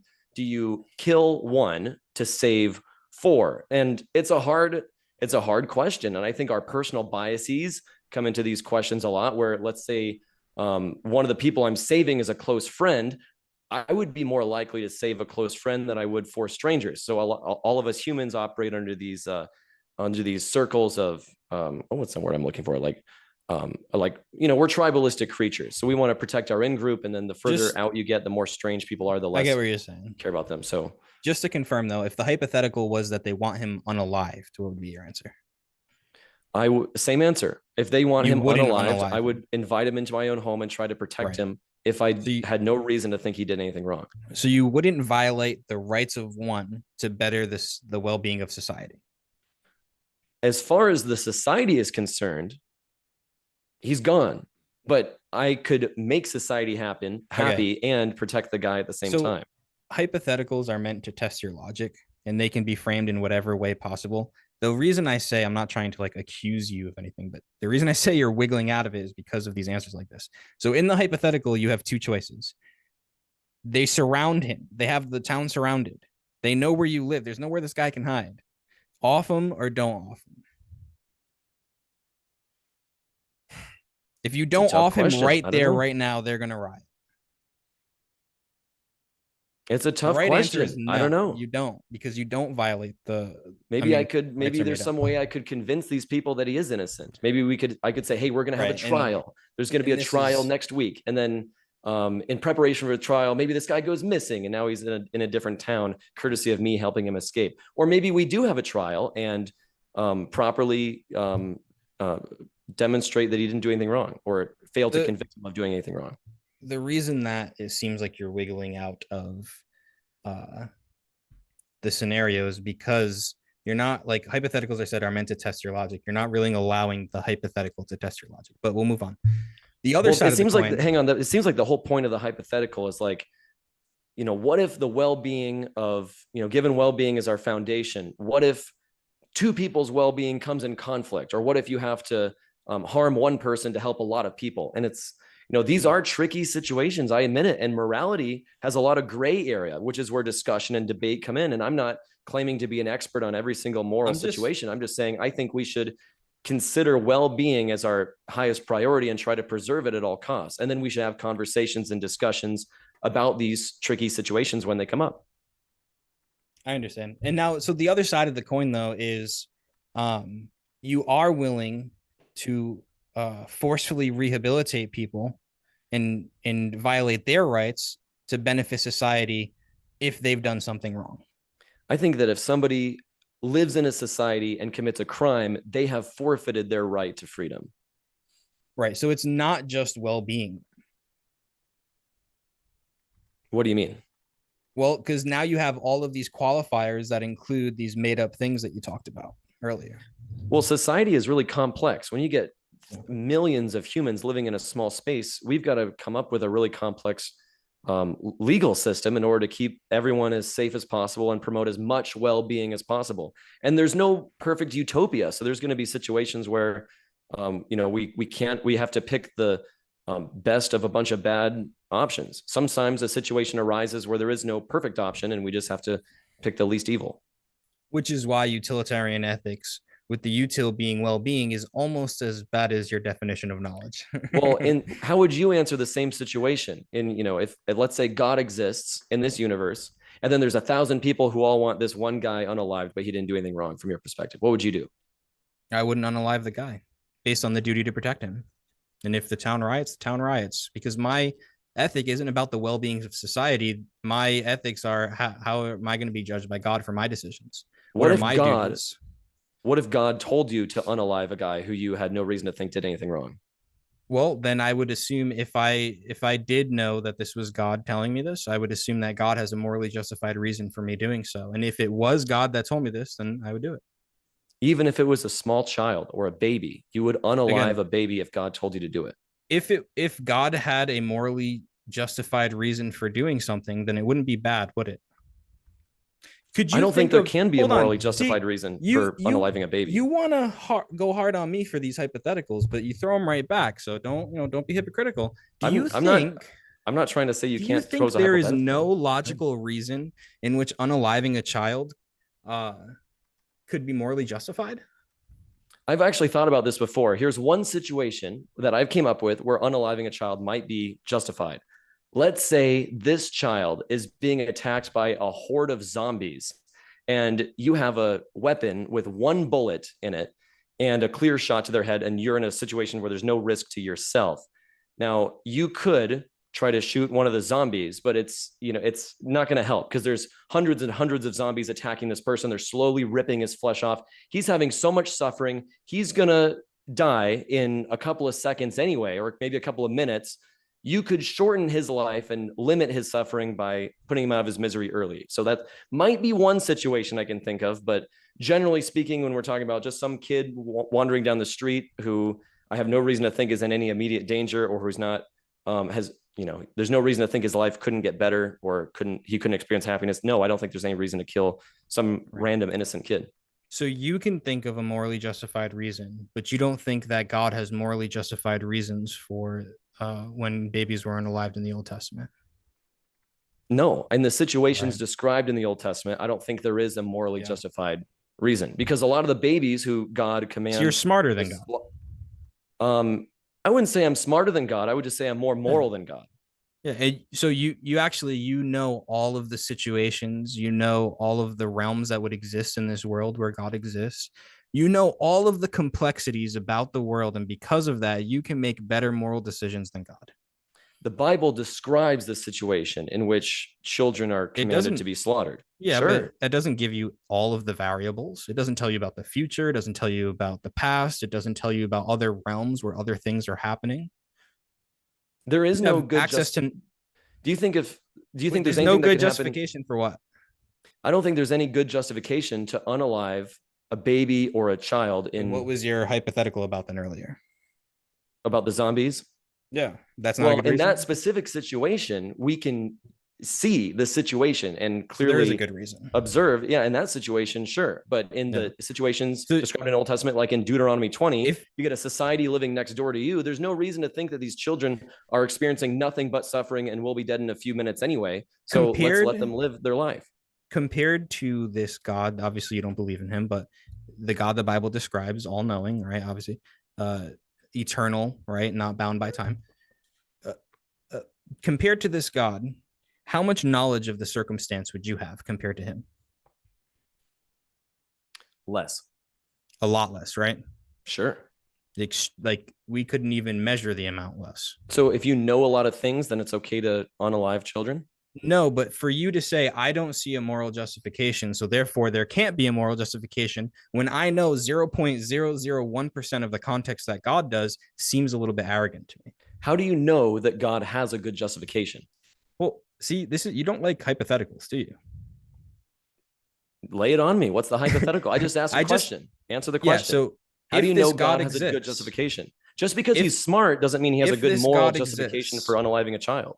I didn't say just because he was smart, but just because he knows everything. Right. So what I'm saying is, not just because he knows everything doesn't mean there is a moral justification, but for you to say that there isn't any possibility of a moral justification in this situation based on your knowledge compared to God's, that is arrogant, my friend. I don't think so. I think that I'm prioritizing the well-being of children based on the situation that's described. Now, this is also coming from the same person that says knowledge, I just believe things with high confidence, and that you don't actually know anything for. Sure. Yeah, I have a very high confidence that God was unjustified in commanding the slaughter of thousands of innocent children in the city of Canaan and Amalek and all these other cities. The Hivites, the Hittites, the Amalekites. Jed, I'm more unconvinced of your position than you are of mine. Checkmate. So just because God knows everything there is to know, let's say he is omniscient, that doesn't mean that he has a good justification for commanding the slaughter of children. You're just assuming he does. No, because God says, I'm not assuming good, it based on therefore that. God is good. Well, no, the very concept of good is meaningless without a God who is good. If you define good as whatever this God likes, then sure, it's good to slaughter babies and own people as slaves and stone women who aren't virgins on their wedding night. But if we define good, it's interesting because I can go through all these situations and show you situations where you would accept the same things as being good, like we did with the slavery example. And yet you want to accuse God of not having these moral justifications, when in every situation we've talked about, you yourself have had a situation where there could be a moral justification.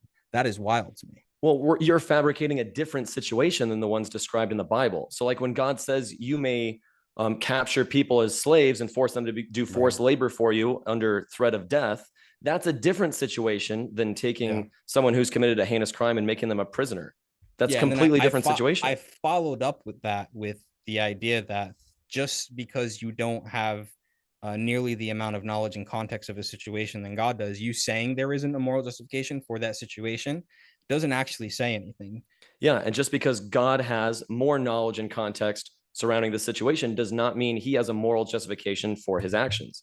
Right, but you still can't say that he doesn't. That's my whole point. You saying if God commands the slaughter of children who have they're no risk to you whatsoever, that's unjustified. You just think anything God says or does is automatically good. Your definition of good is whatever God likes. That's a complete straw man of my position. Okay, by the way. Well, I apologize. If you want to correct your position, feel free. Well, it's based off of his nature. It's not merely what he says. He doesn't say things that are not based off his nature. He doesn't contradict himself. So by saying God, just whatever God says is good, it can give the idea that God can do contradictory things and both of them are good. That's not the case. That would be subjective. The fact that it's objective is because God has a nature. God is who he is, and his laws are based off of his nature. That does not change, and he does not contradict himself. And you can throw back, well, how do you know all these things? That's a completely different question. I would push back on the claim that God does not contradict himself, because we see tons of instances of God contradicting himself in the Bible. In your worldview, contradictions don't exist, my friend. And you can pull up any contradiction because I've seen them all over your Instagram. Here's the thing. I'm glad you watch. Pure. I made one reaction. Did you see it? No, I didn't. Oh, because I thought, all right, so you said there's millions of contradiction. And I knew you were trolling, but I hit it back with the millions of contradictions. And then you made another video and you upped it. You said there's billions of contradictions. Oh, yeah. We're up to billions. And you can expect that number to continue rising and rising and rising. Anyway, that was funny. I do appreciate humor no matter where he found 1,000 times the contradictions in like a week. 1 billion. Anyway. All right. Sorry I had to step out there. I had a big old wood spider on the desk that was eyeing me up, and I was just going to pick it up with my hands and, be a man about it. But, they do sometimes give you a little chomp, very rarely. But I was like, I don't really want to deal with that tonight. So I got him on the paper. I have a question. I have a question for Alex. You made an analogy earlier, your compass example. If you have a compass that points north and then you shake it and it points north again, are you justified in, accepting that the compass is accurate? Let's say that you look at the back of the compass and you read the manufacturer name. Now you know who created the compass. Does that mean it's an accurate compass? No. Okay. So similarly, if we knew that God created humans, does that mean our sensory inputs are accurate? So it's not based on us knowing who did it, but the status of who did it. So what is it about? If I made your compass, you better not trust that thing. I have no idea how to make a compass. But if the number one company in the world made the compass, there's much higher chance that you could trust it. Now, if the number one person in the world happened to be God, and he made you a perfect compass, then you would be able to perfectly trust it. So you're saying that our senses are perfect and our senses are never wrong. Not so God made imperfect senses. Right. Which is like people with schizophrenia, for example, they have hallucinations, and even people without that disorder, we can make mistakes and we can think we hear something when we really don't. We can have one-off hallucinations. So you would agree that our senses are unreliable. Yeah, we can't have infallible knowledge based on our senses. Sure. So God is not a very good designer of sensory inputs. Why would God, all right, here's the thing. Could God design something with an intention for it not to be perfect and still be a perfect designer? If God made something bad on purpose, then could he still be a perfect designer? Sure. A good designer could make something bad on purpose, but you're saying you know that it's accurate because the perfect designer made it, but evidently God's not. How do you know God is a good designer at all? Listen, if he made bad designs. Because these arguments all go back to evidential arguments, right? That maybe that's who you're used to arguing against. But all of this relies on the syllogisms I presented in my opening statement. And if this were a debate on the existence of the Christian God, that's where we get the idea of how God created us and what his intentions are for us. And that can drag the argument into deeper waters. Yeah, so it seems like the Christian God, if he exists, is a really bad designer because all of his humans that he made have very faulty sensory inputs, which are unreliable. So do you understand the worldview that you're critiquing right now? I think that I honestly don't even know if I think I grasp the argument that you're making, but you're saying we know knowledge. We know that we can have knowledge because God exists and he made it so that we can have knowledge. I'm not even talking about that. I'm just talking about why, as Christians, because obviously as a Christian, we've dealt with these issues. For thousands of years, we have people who dedicated their lives to these issues, right? Many, many different church fathers and saints and pastors, etc. So when we read these people, they have answers for these questions. Now, you may not like the answers, but what I'm asking is, do you actually know the answers? I don't know every answer that every theologian has ever made to every question. No. But the one about our senses being unreliable is actually pretty easy answer to find. It's a pretty surface level answer. Okay, then tell me. I'm actually curious and shocked that you don't know, that you've never run across. You said you were a Christian for 20 years, right? Mm-hmm. So as a Christian, why would you think that your senses are unreliable? When the entire time I was a Christian, I had never heard of hard solipsism before. This whole issue of not being able to trust our senses and maybe I'm a brain in a vat. This was something I wasn't exposed to the entire time I was a believer. Yeah, and I'm more so the idea that I'm getting at and the answer that I will give you. is a very common one in Christianity, not even like for that exact purpose of like heart solipsism and stuff, but like sin affected us, right? Like what kind of Christian were you? I was a non-denominational young earth creationist. Okay, and saying you were a young earth creationist, did you like you listen to like the Kent Hovens and stuff like that? Maybe not. Yeah, I don't know as if I didn't really listen to Kent Hovind until after I had left Christianity. I mainly Gotcha. just went to church, listened to my pastor, read the Bible a little bit on my own, prayed to God. I believed in God. I never heard anything back, despite all the times I spent praying. Yeah. But the idea of oh, thank you, Chris, for the raid. The idea that our senses are unreliable. I don't know if our senses would have been perfect before the fall, right? Someone above me would have to answer that question. But the reason that we have so many problems like cancer, like really unreliable senses, mental issues and stuff like that is because of the fall, right? The fall didn't just affect our souls, it affected the physical realm around us. God cursed the ground. Yeah, God cursed us. The fall, after the fall of man, after humans disobeyed God, God decided, I'm going to inflict you with all these curses. There's instances in the Bible where God gives people cancer on purpose. He gives people dementia, like in Deuteronomy 28. So all what? these, well, the curses, it seems like you're saying all these bad things are the result of humans disobeying God, as if that's the natural consequence of sin. But from my perspective, these are the consequences of God. The consequences are God's decision.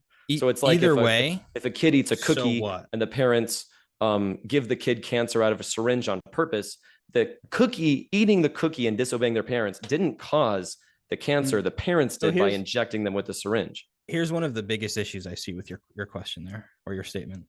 Are all crimes equal depending on who say one crime, punching someone in the face? Should the punishment be equal no matter who the person it is that you've punched? No matter who the person it is that got punched, who the victim is? Right. That's tough. I would say it's not. It's easy. Well, because I'll give you an example and you'll be like, oh yeah, no, of course. My gut, I'll tell you my gut reaction. Okay. My gut reaction is to say no. If I go out and punch a dude, like, I would never want to punch you. But if I punched you, right, I would say it would be worse to punch a baby in the face. That's my gut reaction. That's what my gut tells me. Right. So just with that quick example, we can tell that sinning against a human and sinning against God is completely different and require different punishments. How can you hurt God if he's all powerful and outside of this dimension? It's not about hurting God. Doing something he doesn't like. About breaking his law. Yeah, he makes laws which are arbitrary and subject to change and immoral. And then if we disobey any of them, then he punishes us in cruel and unusual ways. Why don't you like God, man? You just don't like him. That's what you're saying when you say immoral. The God of the Bible is an atrocious. He's not how character. I want him to be. He's the most unpleasant character. And atrocious. He's atrocious horrible. In your worldview just means you don't like him. Yeah, I don't like him because he so often advocates against the well-being of people. Just like you don't like, I don't know, breast milk ice cream. Have you seen that? That's been going around lately. No, I've never tried it, but I'll try it. It's not really breast milk ice cream. It's just a gimmick, but I could imagine the real thing. I don't think would be that tasty. But like that's about the level of condemnation that you could put on God, is that you don't like his actions in the same way that you don't like an ice cream flavor. Shows what you guys know. Oh, I'm just messing with you. Yeah, I would say it's a little bit different with issues of morality. Like the reasons I don't like the God character is a little bit different than, like a favorite flavor of ice cream, because God's actions cause suffering and harm towards people. And that has a much bigger consequence than whatever flavor of ice cream I eat, because no one gets harmed if I have chocolate instead of vanilla. But if God, causes disease and inflammation and death, then that's causing harm to thinking creatures, which I think is wrong and horrible. Right. But my critique is respectfully, in your worldview, so what? Your opinion on God's actions, if they're moral or immoral, in your opinion on your favorite flavor of ice cream, hold the same weight. Okay, yeah, that's fair. And to which I would respond, God's opinion means very little to me as well. Why should I God doesn't care what have this God opinions. thinks? Sorry, I didn't catch that last. Opinions can be true or false. God's opinions are not true or false. Everything God says and does is true. So he doesn't have opinions. I would disagree with that. I think that God But does this have is coming from opinions. someone who doesn't know if anything could be true. God does have opinions. He says that, he really likes animal sacrifice. He really likes the smell. So he wants his humans to butcher animals and then light their carcasses on fire so that he can get pleasing aromas and then he can forgive sins. But not all animal sacrifices are for sin forgiveness. There's other ones that just bring you closer to God. But for some reason, Yahweh worshipers don't sacrifice animals anymore, even though atonement for sin is not the only reason for an animal sacrifice. Have you ever heard of anthropomorphism? Yeah. So like you humanize something, sure. Right. Kind of like how humans anthropomorphize the universe. They say, oh, the universe is really smart and it's a conscious agent like me who makes decisions like a god. Right. So God is not a man, right? God the Father who's speaking when he says that he enjoys the aroma of these sacrifices. He's not actually like sitting up in heaven and smelling them through physical nostrils. It's an anthropomorphism in order for him to relate to his people. So what is it about the slaughter and burning of an animal that God likes so much? Again, when you say he likes so much, you're talking about the anthropomorphism, correct? Well, I'm just trying to meet you where you're at. You're saying it's not because he likes the smell, it's because of X reason. What's the reason? Because they're the obedience of his people. So he makes us do random and horrible things just because he wants us to obey him. Why would you say it's random? Why in the world would I need, let's say I commit some bad action. Let's say I punch you in the face, and to atone for that sin, now I need to kill a cow and light it on fire. It seems completely unrelated to the action I actually committed. This goes back to the same fire. Right. Yeah. This goes back to the same thing when we talked about moral justifications. Just because Jed, who, and again, not making fun of you, we're all this way, puny humans with tiny brains who often make very, very big mistakes. Just because we can't see the reason for it or think of a possible reason doesn't mean that reason doesn't exist. So your critique of it doesn't really hold weight. You're just saying, I'm not able to find the justification for it. Now, there are much more biblically literate people who could explain these things much better than I could. I really need to work on that side of things. But there is there's themes in the Bible of God talking about that the life is in the blood. Like these sacrifices have real meanings. They're not just random. Yeah, I find the whole notion of having to butcher an innocent life to make up for the sins of someone else, or in other words, substitutionary atonement, is incredibly immoral. And this is one of the foundational principles of Christianity, Jesus' sacrifice. He's a scapegoat for everyone else. I think having one person be punished so that other people can get off scot-free, I think that in itself is an immoral concept. Now, earlier, I just want to touch on one thing you said earlier. You said that... I do want to say something about that, but... Well, I didn't want to cut you off, but I don't want to go. Did you have something going on there, Wi-Fi? You wanted to jump in? Did you have something like going on in your space? It looked like you were looking. My wife brought me bagel bites. Oh, okay. I wasn't sure. I was like, it looked like you needed to step out maybe for a second, but yeah, good job, wifey. That's awesome. Every once in a while, my wife brings me a grilled cheese if I'm hosting in the daytime, and people are like, "Oh, she burnt it." That's the way I like it. All right. All right. Let's carry on. What was I gonna say? I threw you off because I thought you needed to step out. I'm sorry. What did you just say, Jed? We were talking about substitutionary atonement and how. So you said it's an innocent life. You said butchering an innocent life for the forgiveness of sins. Were you talking about the animal? Yeah, the animal, and of course, the same could apply to Jesus' sacrifice as well. Sure. Do you think it's immoral to butcher an animal? I think that Yeah, so I don't want to get into a discussion about veganism, but I think that I eat meat. I admit it. I'm a carnivore. I have chicken every day. Now, the way I justify it is that um, by eating this animal, I'm gaining nourishment. And there's nothing, well, yeah, I'll leave it at that. There's utility to me. Now, in the case where let's say we find a chicken and we slaughter it and we burn the corpse and nobody eats it, then I think that is pointless because Right. I think there's no utility anymore. So here, this is the theme of the night, and I really want you to think about this tonight. You allow yourself to find moral justifications for situations that benefit you, but you do not allow God to do the same. There's no benefit to God to having a lamb get slaughtered. What's the benefit? The obedience of his people and the lesson that it teaches them about how serious sin is. What about the life of the lamb? That's not important at all. I mean, not the life of the lamb is not as important as human life. Can't you But teach and someone a again, lesson without killing you know an what's innocent beautiful? life? You know what's beautiful about orthodoxy? Because I'm learning so much about orthodoxy as I'm inquiring. This is why I say it's going to be a long time because there's so much to learn. But there are saints who even talk about the justice of the animals, things that I haven't heard in Protestantism. So maybe it's one thing you might want to check out to learn. Because a lot of I'm sure you talk with a lot of Protestants, maybe even a lot of Catholics, but you may not run into it as many Orthodox.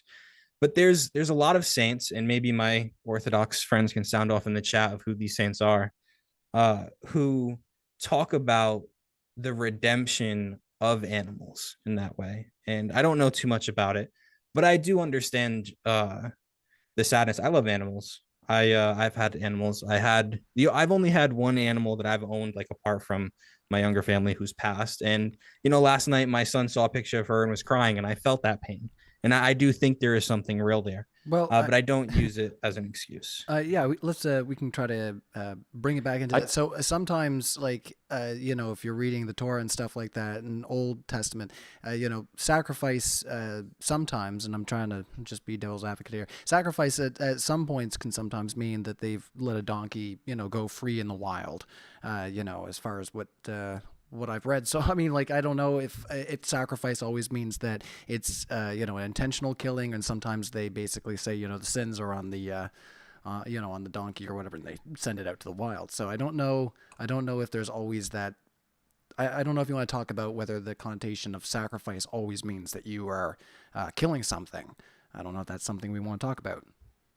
I think in most situations where it talks about a burnt offering, and Leviticus 1 goes into great detail about what's involved with a burnt offering, where you have to take the skin off and then rip off the limbs and cut out the intestines and wash them with water and then burn the whole corpse. I think that's detailed enough that we're safe to say that they're not letting the animal go free, because why in the world would all this stuff be in there about ripping out intestines? Now, when it comes to, you mentioned that you love animals. What kind of cruel God would drown billions and billions and billions of animals on earth for the sins of humans? Like I'm referencing Noah's Ark, where human hearts were corrupted by sin, or human thoughts were corrupted by evil all the time. And so God thought, I need to wipe these humans off the face of the earth. And the only way I can do that, or the best way I can think of to do that, is to drown every single kitten, every single teddy bear, every single animal, every lizard, every single animal on the face of the earth needs to die also. What's the point of that? Yeah, well, I would say what awful human beings who God entrusted these animals to, that they didn't obey God's laws and brought upon themselves and what was all under their dominion, the entire earth, a flood. So whereas this is the difference, whereas atheists like to point to God, Christians like to point to us. We're the bad ones, not God. Yeah. So you're appealing to a collective punishment. The animals are part of the collection that's being punished by God, Right. even though they did nothing wrong. And Yeah. collective punishment is entirely immoral. So what God is doing is killing a whole bunch of According innocent to animals. Jed, God could have. why do I care what Jed's opinion is on what Why is do I moral care what and God's immoral? opinion is? Because he created you, and his opinions Prove are it. not opinions, but the truth. You want to go back to the syllogism? No, that's okay. I see no reason to think God created me, but even if God exists, I see no reason to care about what he thinks or what he wants, because all I know, care that's about why you hate is him. preserving the I dislike the God character described in the Bible because he works in opposition to human well-being. It's funny because earlier you said you want to believe as many true things as possible, but in the hypothetical I gave you where God comes down and tells you the truth and it actually is the truth, you say, no, screw that. I'd rather rely on my own opinions. No, I want to believe in true claims. So if God came down, I would believe this God exists. But if God tells me, hey, everything that my character in the Bible doesn't says is good, I would that say, be true? No, I would say good according to who? According to you? According to God's definition of good, sure, but his subjective opinion means very little to me. I don't care what this God thinks. Just because he says something's good doesn't mean that it's good. It was true. In the hypothetical I gave you, God came, he told you, morality is objective. It's based on my nature, and all the things I have done have been consistent with my nature. And you would still reject that, even though you want to believe true things. Make that make sense. It can't make sense to say that everything God does and says in the Bible is good. Not under my understanding of good, because my understanding of good is the preservation of well-being. And if God works in opposition to that, he can call it good. And I would say, okay, then I no longer care about what you think is good. I don't care about your objective good. I don't care about it at all. Why should I? I care about well-being. I'm just going to give you some unsolicited advice. In a crazy hypothetical like that, it's much better optically just to bite the bullet and call it a crazy hypothetical, because anybody can throw a crazy hypothetical at you.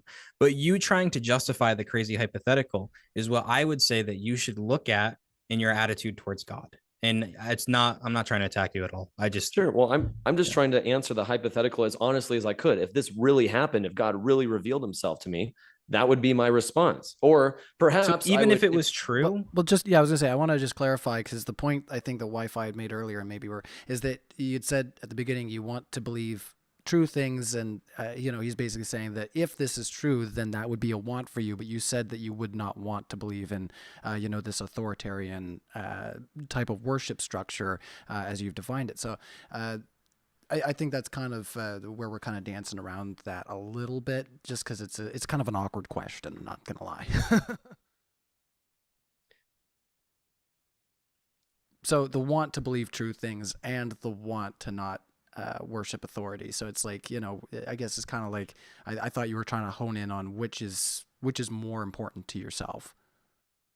Yeah, I think that if God came down to me and said everything in the Bible is good, and I have good justifications for everything, if this God was willing to sit down with me and have a conversation and to my satisfaction answer all of my questions and justify all of his actions, maybe I don't know if there's a way that he could possibly justify it, because there's so many things in the Bible that are so grossly immoral. I don't even know if it's possible that he could justify these actions. I see no reason to think that he could.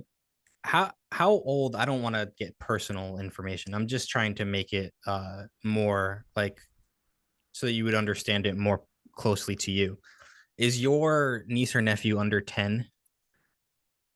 I have a lot of nieces and nephews, some of which are under 10. All right, let's say like one of them was 5 and they didn't believe that what you did was good. And they said the only way, it hits more when it's a parent, right? Because the uncle, more try to be a funkle than anything, I'm sure, right? But like when a parent and a child, like if the parent says something to the child they want them to do, and the child doesn't think it's good, unless they sit down and explain to them all the nuances of why it's good that they're probably not even going to understand. Don't you see how that kind of relates to that situation you described with God? Sure, but couldn't I be wrong in that situation? Let's say I thought something was good and my niece or nephew said, Jed, I think that what you did is actually really wrong, and here's why. And I said, well, I have a good justification. And maybe if I tried explaining to it and they're still not convinced, it's possible that my justification might not actually be good and they might be right. This is another beautiful thing about orthodoxy, and maybe you won't agree with it. Maybe a lot of my Protestant friends won't agree with it. But God doesn't punish you for not knowing something. He punishes you for rejecting his authority. Sure. And I think that's incredibly immoral. Yeah, Yeah, I he mean, cares you more think it's about more moral to punish people because they're stupid rather than because they reject authority? No, I think it's immoral to punish people for either of those reasons. I think that it's immoral for God to prioritize obedience to his authority over well-being. Like, for example, the So story of wait. Do you Abraham think and it's Isaac. immoral for the state to punish someone for rejecting their authority? Try to make your, if you can remember your hypothetical from before, if you can answer this, and then give him your example from the Bible that I think you were going to go into. Yeah. So could you repeat the question, Alex? Is it immoral if the government does? Yeah, because you said earlier that it's immoral to punish people based on rejecting Oh, authority. okay. Yeah. Is it immoral for the government to punish me for rejecting the authority of the government? I would say, Via breaking the law. yeah, I would say breaking the law is not necessarily immoral because laws and morals don't always coincide. For Right. example, I don't know But how much, the punishment. there's, I don't want to throw you off because I want you to sure, get to there's the laws that, hypothetical. certain laws in some states don't exist in other states. So is one state Right. moral, one state's not moral? Are there The different morals from punishment. state to state? I think that it's not immoral to reject the authority of the government, but it would be immoral to break a law if that law coincided with Is it morality. sorry, the question is it immoral for the state to punish someone based on breaking a law, i.e., rejecting their authority? Is it immoral for the state to punish someone for breaking the law? It depends on the law. So some laws are moral, some laws are immoral. Okay. So I'll say, like, if it would be immoral for the government to lock someone Agreed. up for many years because they smoked a certain green drug, but it would be I gotcha. perfectly moral for the government to lock up. Never heard of it. I don't even might know what have that. I don't even know what Canada. that is. What are you talking Trying to about? be safe on the live stream You here, poor, but it would be you poor moral for the Americans, government. you. I'm sorry. It'd be moral if the government removed someone from society if they say unalived an innocent person. But wouldn't the like immoral thing just be based on like your opinion? Like if you're living in a society and they have a law, you might say that the law itself is immoral. But if you break the law, you know you're going to get punished. So them punishing you for telling you that if you do this thing, then I'm going to punish you doesn't seem really immoral to me. You think all laws are moral laws? No, I think many laws are immoral. Okay. But if you tell me, hey, don't do this or you're going to go to prison, and then I do it and I go to prison, I'm not like, why'd you do that? Sure. So let's say the government said, let's say you're a soldier in Germany in the 1940s, and they say, hey, you need to unalive these Jews. You're a soldier in the army. You were, let's say you were enrolled, you didn't even volunteer. You were just enrolled in the army, and the government said, you need to mow down all these Jews. And you say, I don't want to do that. And they say, well, if you don't, then you're going to be punished. Is the government moral for punishing you for not unaliving all those Jews? Yeah, I see where you're going, and maybe I should just bite the bullet, but it seems like the law itself is immoral. Them asking me to do that is immoral. And maybe the punishment is immoral there as well. All right. I want to try to bring it back in right quick. We are 2 hours in. So, I mean, if you do have any time constraints, just let me know. It's been a lot of fun and I don't mind keeping it going. I'm just chilling. We got lots of questions that are coming in, but we could get some more built up if you guys want to keep going. I remembered the term I was looking for. It's called a scapegoat. I was just like, I know there's like a term for it that, anyway. And that did happen. Putting the sins on the goat. Yes. And, sending it to the outskirts of town. So it's called a scapegoat. I was like, there's a Yu-Gi-Oh card for this. Okay. I'm a 90s child. That's how we remember things. All right. So you were about to make a theological example there, Jed, regarding authoritarianism in the Bible. Oh yeah. I was gonna reference the story of Abraham and Isaac, which I'm sure you're very well familiar with, where Abraham was rewarded for obeying God, even though God asked him to do something which I would consider incredibly immoral. And so God is prioritizing and rewarding obedience over moral behavior. So I think a better, if I were to write a better Bible, the story would be like this. God commands Abraham to sacrifice his son. Abraham says, with respect to God, your command is immoral, so I'm going to politely refuse. And then God would say, congratulations, Abraham, you passed my test because you did what you knew was right or what you thought was right, even though an authority figure told you to do something otherwise. But instead, we get the polar opposite, where God rewards obedience over preserving the well-being of innocent lives. Well, it's not that it's simply an authority figure, right? Like God isn't simply a authority figure. This is as Abraham would have believed, the arbiter of good and evil, right? And so the test isn't again, and this is what I said earlier about the beauty of orthodoxy and what I'm learning there. The test isn't, hey, are you stupid or not? The test is, do you trust me in that what I am telling you is good, even if it seems to you that it's not? Sure. And I would say the right answer, the moral choice, would be to reject God's demand, to refuse. Yeah. And when, again, with this moral stuff, when you try to use the problem of evil and you make an internal critique about morality, that stuff is, although I can deal with it, harder to deal with because we're actually talking about objective morality. But when you make external critiques like you are right now, saying things are moral and immoral, it holds absolutely zero water because nothing is moral or immoral. It's all opinion based. Well, the opinion is that well-being is the foundation for morality. That's a And subjective starting point. Sure. Well, I could say I can just hand wave all of your moral opinions. I can hand wave all of God's moral opinions, or I could hand wave in your worldview. Yeah, I could hand wave everything that people tell me is God's opinion, because I don't actually have access to what God thinks and what God wants. All I have access to is what people claim God thinks and what people claim God wants. Things written in the Bible, things that preachers say. All I have access to is claims about God made by people, but I have no access to anything that God actually and how is says. How is that any different than anything other that you call knowledge that you just have beliefs about? Well, my confidence level, they're just claims that you have confidence in. My confidence level that other people's claims about God are true is incredibly low, because I've never seen any demonstration that any of these gods exist. And your confidence level is completely subjective, just like your moral opinion. My confidence level is completely subjective, I suppose. Yeah, I guess so, because I'm using my senses and evaluating information based on personal biases that I might have. Sure. Yeah. So this is what happens when you reject God. You get a worldview that is completely subjective, where nothing is true and nothing is good or bad. Well, I wouldn't say that nothing is true and nothing is good or bad. I would say that those are just terms that we have to define. So we have to define good as the promotion of well-being. We have to define true as true within this reality that we appear to share. That definition is completely subjective. Yeah, every definition is subjective, ultimately. Okay. All right.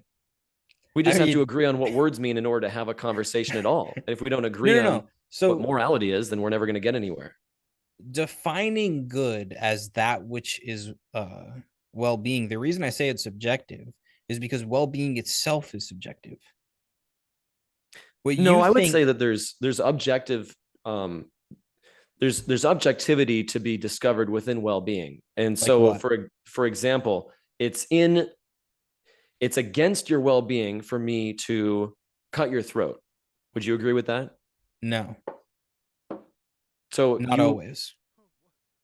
Well, sure. This is where we get into certain situations. Are we going back to zombies? Well, I don't think anybody would like that too much. I thought it was a pretty surprising response. So I kind of, rather than just jumping right on top, Wi-Fi, if you can justify, that response, because I think that was a little unexpected.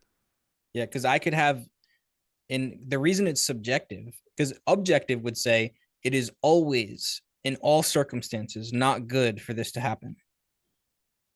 But there are people who would say, no, please slit my throat for various reasons.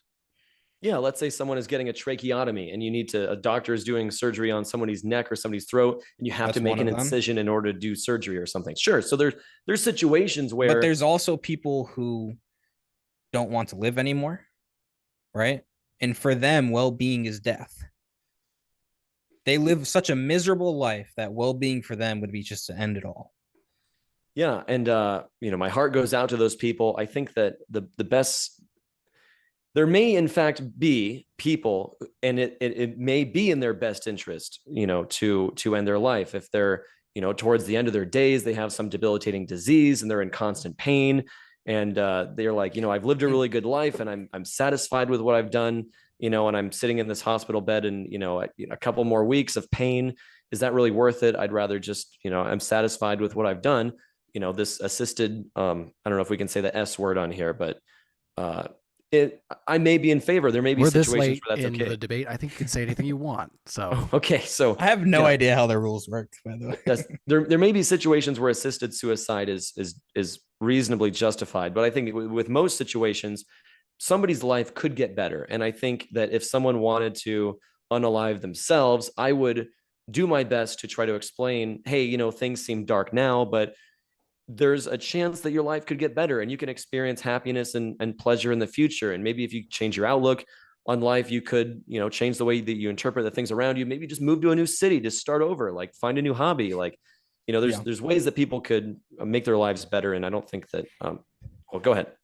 Well, I'm just saying everything that you just said proves that well-being is subjective. In fact, in all the studies that are done about well-being and life satisfactory, all they do is just a self-report. Do you feel like you have high well-being? Do you feel like you have high life satisfactory? That's all it is.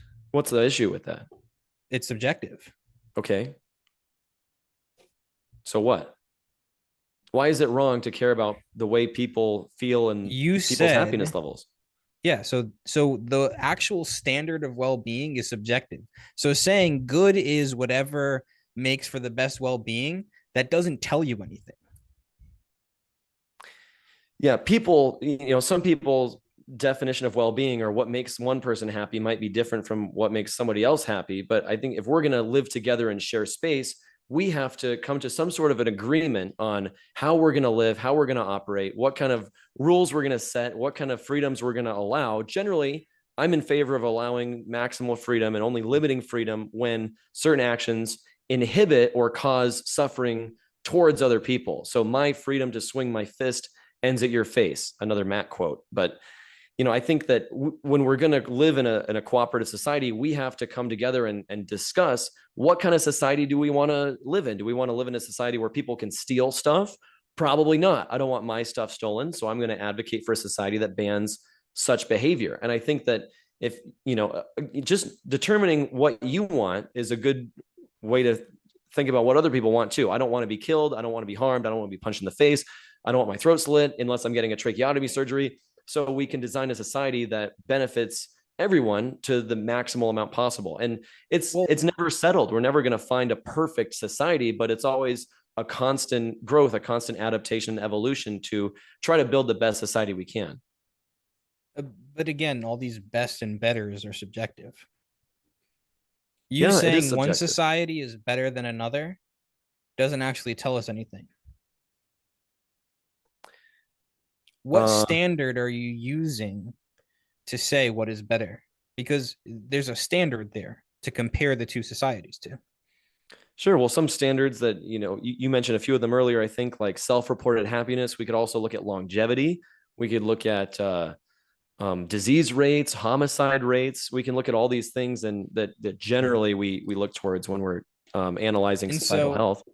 If there's a society that doesn't care about any of what you just said and is just a bunch of men who like war and they want to come and unalive everybody and take all their stuff, which society do you know that can you say is the better society? Sure, that's easy. So if this war society just really liked war and liked killing, maybe we could say, all right, everyone who wants to live in the war society, you can go live over here and you are free to kill other people who agree and consent to live in war land. But you're not allowed to move into other people's cities and kill them because now you're harming somebody else. They don't care about that stuff, Jet. They're going to say your rules are really cute. Taste the end of my sword. Yeah, that's immoral because they're limiting the well-being of other people. All right. They say it's moral. You say it's immoral. Who's right? I am, because they're they're damaging and harming the well-being of other people. So you're the arbiter of what is and isn't good. Well, I'm saying part of well-being is part of my definition of well-being is the preservation of life, and that unaliving or killing someone who doesn't want to be killed is immoral. Sure. Right. And the part the subjective experience of these people's well-being is offing you. Yeah, it makes them feel really good. Their freedom to kill people ends at the throat of people who don't want to be killed. Based on what, Jed? Based on my desire to not be killed. And so they don't care about your desire. Now, we've been going down this path for a bit, so I do want to kind of flip this on its head and just say, so we can kind of go down a different category for a bit. How would your concept of God, or like a generalized God, prevent for those things, or is it that you're trying to challenge Jed on his standard of morality? Yeah, where are you at for that? Well, I think that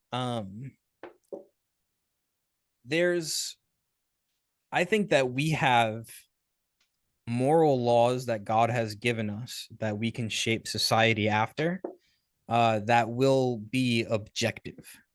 And whether or not I like them, whether or not Jed likes them, they are either true or false. So we could have a society that, based on objective standards, is actually, their laws are actually moral or immoral, and not just I disagree with them or I agree with them. But in Jed's worldview, it's every man for themselves. And if a group that is big enough and has bigger weapons and more people decides that their way is true, there's nothing Jed can do about it. Yeah, I would say that what you just described is actually more in line with the theistic morality. So what if God tells a society, hey, you guys are now a war society. I want you to run around killing all these other tribes. Here's 6 tribes that I want you to completely destroy, leave alive nothing that breathes. Is that moral just because God says so? No, it's not moral just because God says so, but rather whatever God says does not contradict his nature. So if for some reason God did say this, we would assume, if this was God, that there is a moral justification for him to do this. So now, the issue with my morality that you're posing, that it could allow for a society that just runs around killing other societies, that's also possible within your worldview, right? If there was, yeah. So like, this is what you're saying. If God wasn't God, could he do this?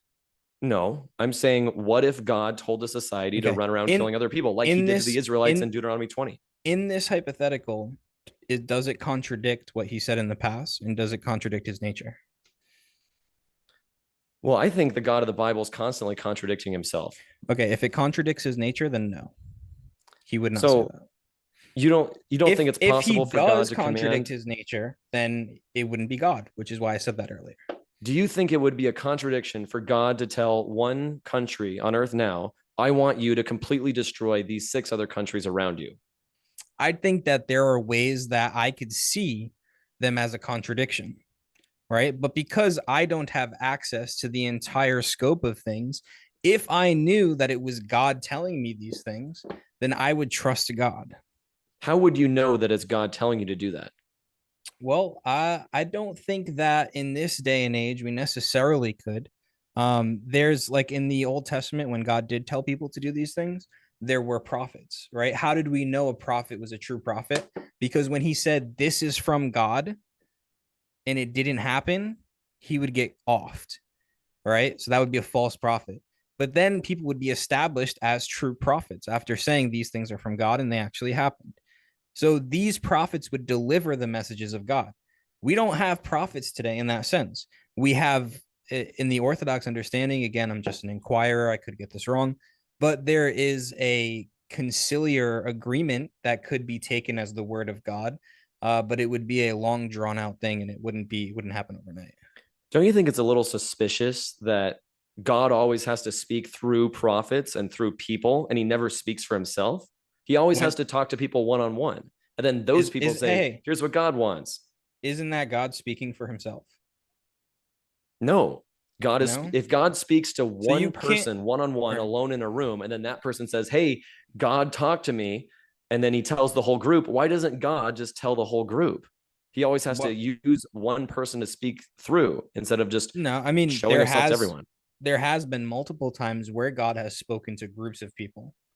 That Okay, well, you just his said that presence were God in speaks a through prophets in the Old Testament. So yeah, for things like that, but there has been times that he has spoken, but I don't think it necessarily matters either way. I want to touch on something you said a little bit earlier. You said there's moral laws from God. I'm wondering if you can name a moral law from God and how you know it's from God. So this is getting deep into the weeds here, completely off the subject, but this, if I were arguing for a Christian God, my introduction would be tweaked slightly and it would go a little bit deeper, right? And it would get to things like the essence energies distinction within orthodoxy, and why the Christian God has to be the God that has revealed himself. So that's the argument I would make to how I know that his revelation is true. However, the revelation would be the Bible. We have certain moral laws in the Bible, but and this is also where I'm moving towards orthodoxy, where the councils themselves have interpreted the scriptures for us, and they have laid out what the scriptures mean. It's not just our personal interpretations. Isn't it just the personal interpretation of the authority of the church? No, that would be an external critique, and you wouldn't be actually talking about the worldview in that sense. What gives one person's what interpretation of scripture validation over somebody else's? The conciliar interpretation would be all the bishops of the church where Christ has promised his spirit would be. And so in, I don't know, Nicaea, the Council of Nicaea, for example, I don't think there were too many moral claims made there. It was mostly about doctrine and dogma.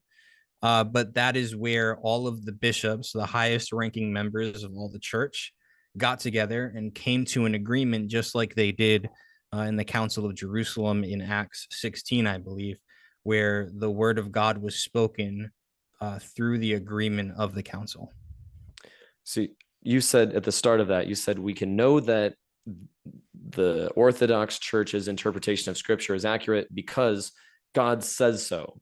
How do you know that the Orthodox Church is the right denomination? Catholics claim the same thing. I'm not an Orthodox apologist, right? So this is above my pay grade. Sure, I'm only asking because you made the claim. Yeah. No, and this has gotten way deep into things. But I would say that for the scope of this debate, it doesn't matter. But just to answer the question, there is a historical consistency within the Orthodox Church. The scriptures talk about Christ forming a church and that the gates of hell will not prevail against it. So like if you really want the truth, between Catholic and Orthodox is kind of the real debate. Protestantism really doesn't come around until the 1500s. I know people will get mad for me saying that, but these are the reasons why I'm moving towards these things. Protestantism is kind of a invention of sorts of the late 16th century or the early 16th century.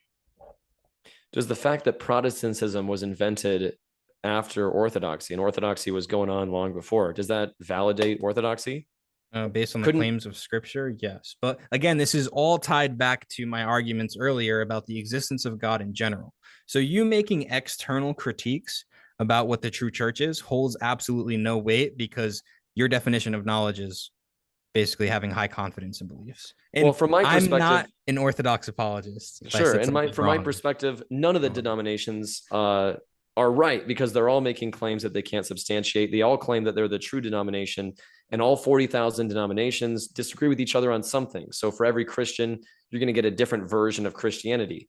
So it's interesting that you claim that you can know things because of God, but then everyone who believes in God knows different things about God. No one can agree with each other. Did I ever say that because God exists, we can only know true, only like everything we claim to know is true?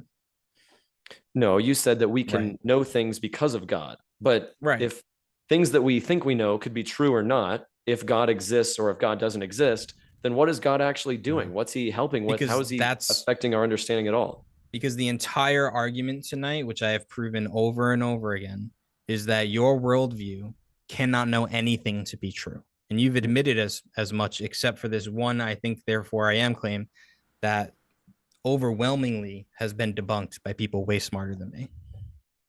Well, I'm not convinced that you really like Matt Dillahunty, don't you? He's a cool guy. Yeah, I admire him. I think that just claiming that God allows us to have knowledge or knowledge can't exist if there's no God, I don't think that proves anything. You're just asserting that there's a God with no justification. And I mean, the justifications, I went through a syllogism, 3 syllogisms, which you provided absolutely no defeater for. Yeah, there could be a God and hard solipsism could still be real. I don't know. We might be going in circles. Maybe it's a good time to get into Q&A. I don't know what you think. And nonetheless, I have appreciated our conversation. I know I got a little bit animated. No, you're good. This has been fun. I think that it was a good conversation overall. I was gonna say, if you guys think you've been animated, well, I don't know. I mean, there's been times that I've been just like, oh, come on, guys, let's wheel it back in. You know, I feel like I got some chains. It's just like, oh, you guys have been great. Honestly, a big round of virtual applause for both of our speakers. We are gonna go into Q&A, so this is a great opportunity for you, the audience, to get in those questions. So if you have a question for either of our speakers, like I say, you can submit it through a super chat. We're going to read them out loud. Once again, I also have to mention, I'm really bad sometimes with the promos and all that good gravy, but, here, I gotta sync this offset there. Yeah, no, none of that. Yeah, so we do have tickets for sale for the Nashville DebateCon 6. Wi-Fi Gospel has already told me that he's going to be there, so that's going to be a lot of fun. Nashville, Tennessee, Saturday, Sunday, November 15th and 16th. All right, so you get some time to make some arrangements, plan to be there. It's going to be awesome. We're still lining up some of the debates, so keep an eye out for what's on the docket. Honestly, it's going to be interesting to see how all the cookies crumble. So without any more cliches and all that good gravy, we are going to go into that Q&A. So keep those questions coming in, guys, and we're going to grill our speakers now. All right, let's grill them up until they're medium rare. Richie Torres, MMA. All right, says, question, Jed, you said you don't know anything for certain. Then how do you know what your opponent knows or doesn't know? I don't know for certain what my opponent knows and doesn't know. But what I'm doing is using my ears, which are my sensory inputs, to listen to my opponent and use my sensory input to determine confidence levels about what he thinks. And all I really have access to is what he says. So he could say things that he doesn't believe, and I would just take his word for it because, in a debate like this, I'm just going to assume that he's telling me what he believes. So yeah, I'm using my ears to listen to my opponent, and then I believe what he says. All right. Did you have any commentary on that one, Wi-Fi Gospel? I would just say that I think it's tough when you change the definition of knowledge to something like a highly confident belief. I would suggest that you really read some more literature on that issue, because I do think there is a definition that you would like more that is more philosophically sound, but it really isn't that one. It gets you into a lot of trouble. All right, we're gonna move on. Yeah, absolutely. It's much better to believe that your debate opponent, because it's natural. We're gonna find people that believe opposite things. It's much better to believe that your debate opponent is just misguided or just has a wrong interpretation than just to accuse them of being a liar. If you catch somebody being a liar, then that's one thing. But there are people that just accuse others of that, and it's like, no, I think they really believe what they're saying, right? There's a difference there, and I think that's sometimes lost on people. So, try to be charitable. At the very least. Ian Kramer says, got the Holy Diver shirt on. Yeah, I do. I fished it out. I got to show you now, right? That's pretty dope. What is Holy Diver? There you go. It's the full print. Anyways, I can't do too much going on at this hour. Everybody's in bed. But holy diver, you've been gone too long in the midnight sea. Anyway, I love Dio, and if you want to go over to my channel and find me singing Heaven and Hell, you can do that. I want to do Holy Diver soon, but it's not happening with the new band yet. So, Bite Me XD says, Wi-Fi. When we die, our consciousness just ceases to exist. That's it. There's no magical grand anything after. Our perspective just ends. It's literally as simple as that. People just overthink it. Bite me, If that's Alexa. true, I'm gonna go The flare. off myself. Let's say, just as the hypothetical, if at some point even if you do believe in a God, but you believe that your experience just comes to an end and that's your purpose, would you still see value in this experience to continue onward, or would you truly believe what you just said? Just for internet kind of To be completely bombastic. fair, I do think I would, but I think it would definitely be arbitrary, and I think a lot of the push. I mean, I'm sure we've all been through times in our life where we felt depressed or had sad moments in our life. And if you have those thoughts, if you believe that worldview during those times, it can end tragically. I mean, not to say that just Christians don't do those things either, because it happens to Christians too. But I'm saying, like, if you mix nihilism with depression, it's usually not good. But if you're a generally happy person and you have things to live for, maybe a family or a career you truly enjoy, then I think those thoughts, you can numb those thoughts, even if you even if you were like a super nihilist and believed everything was meaningless. Yeah, if I could respond to the question as well. So I think guys can just the talk. commenter, It's great. the commenter might be making a claim that he can't substantiate, because he's claiming that there is nothing after death. Now, I would say that it's unreasonable to believe there is an afterlife because there's no evidence for it. Now, everything we understand about minds points to the fact that they require a physical brain. There are no examples of any minds that exist without brains. So even if you could point to like a computer or something like that, if you consider ChatGPT a mind, it still exists on a physical object like a server or something. I'm no IT guy. There's also this conflation of nihilism with atheism that we hear all the time, where if there's no afterlife, that means your life is worthless now. So you might as well just not even care about being alive. And to me, that's just the most ridiculous thing in the world. And I think it really points to and that's not something we heard from Alex, but I think that people who make that claim are actually nihilists, and they think that their life is meaningless, which is kind of sad. I think that the fact that life is finite gives it infinitely more value, because if life just went on and on forever, then to me that would lessen the value of the experience. Things have value when they're a limited resource, not when they're overly abundant. And things can have value in the here and now, even though they're temporary. They don't need to last forever in order to have value. Value is just something we imbue to things. Value is incredibly subjective. Would that mean you're a physicalist, by the way? A physicalist. So everything is physical and or depends on something physical. Yeah, like a materialist. Well, yeah, you did yes. say that the rarity of life brings it more value, so I understand where Wi-Fi is coming from. Yeah, I would say we'll try to I wrap this believe one that up, everything. Go ahead. Oh, yeah, I would just say I think everything that exists is tied in some way to the physical. Okay, I won't push it further. Are you sure? I mean, if you want to push it a little bit, we can. I mean, I would just be a curious little, about a little bit. something. All right, we'll let you push it a little bit. I didn't want Jed to have all that. We're in Q&A, so it's like lay it on me. Yeah, question. You're throwing out quite a bit there, so I want to make sure Wi-Fi is able to respond, with clarity. So go ahead. It just seems like physicalism would entail determinism, but I won't force you into the position. Are you a determinist? Can you mind defining that word for me, just so I know how you're using it? Yeah, so basically everything in the universe is determined by prior states of the universe. Oh, yeah. This gets into the issue of whether free will is actually real or just an illusion. I don't know. It seems like whether free will is real or just an illusion is actually completely inconsequential and doesn't affect how I live my life at all. So it doesn't really matter to me. Yeah, the reason I push is because if physicalism entails determinism, which I think I can make a pretty good case for, but some people have pushed me on it. I would think that determinism itself actually also gets rid of knowledge, because the reason that we know things to be true are like if you reason about the evidence, right? You take some evidence, you reason about it, you come to a conclusion, you make an argument.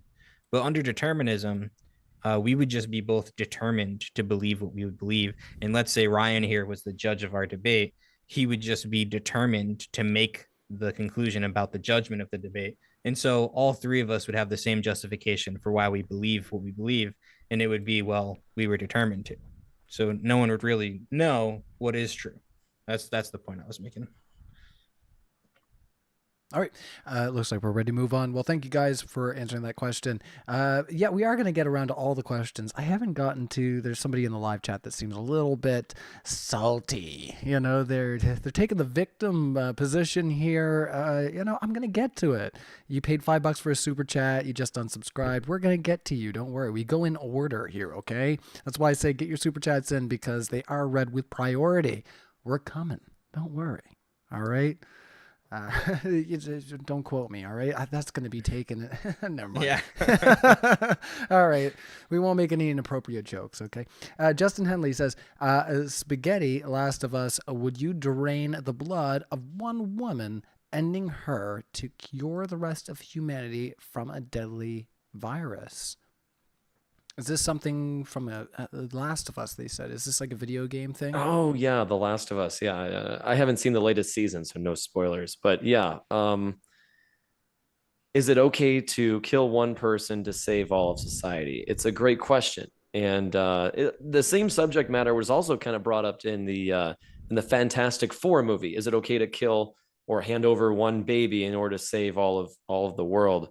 And at least, spoiler alert, in Fantastic Four, they were able to come up with a solution. All right. No, sorry. Go ahead. Go ahead. No, I'm kidding. Well, let me try to phrase this answer without any spoilers.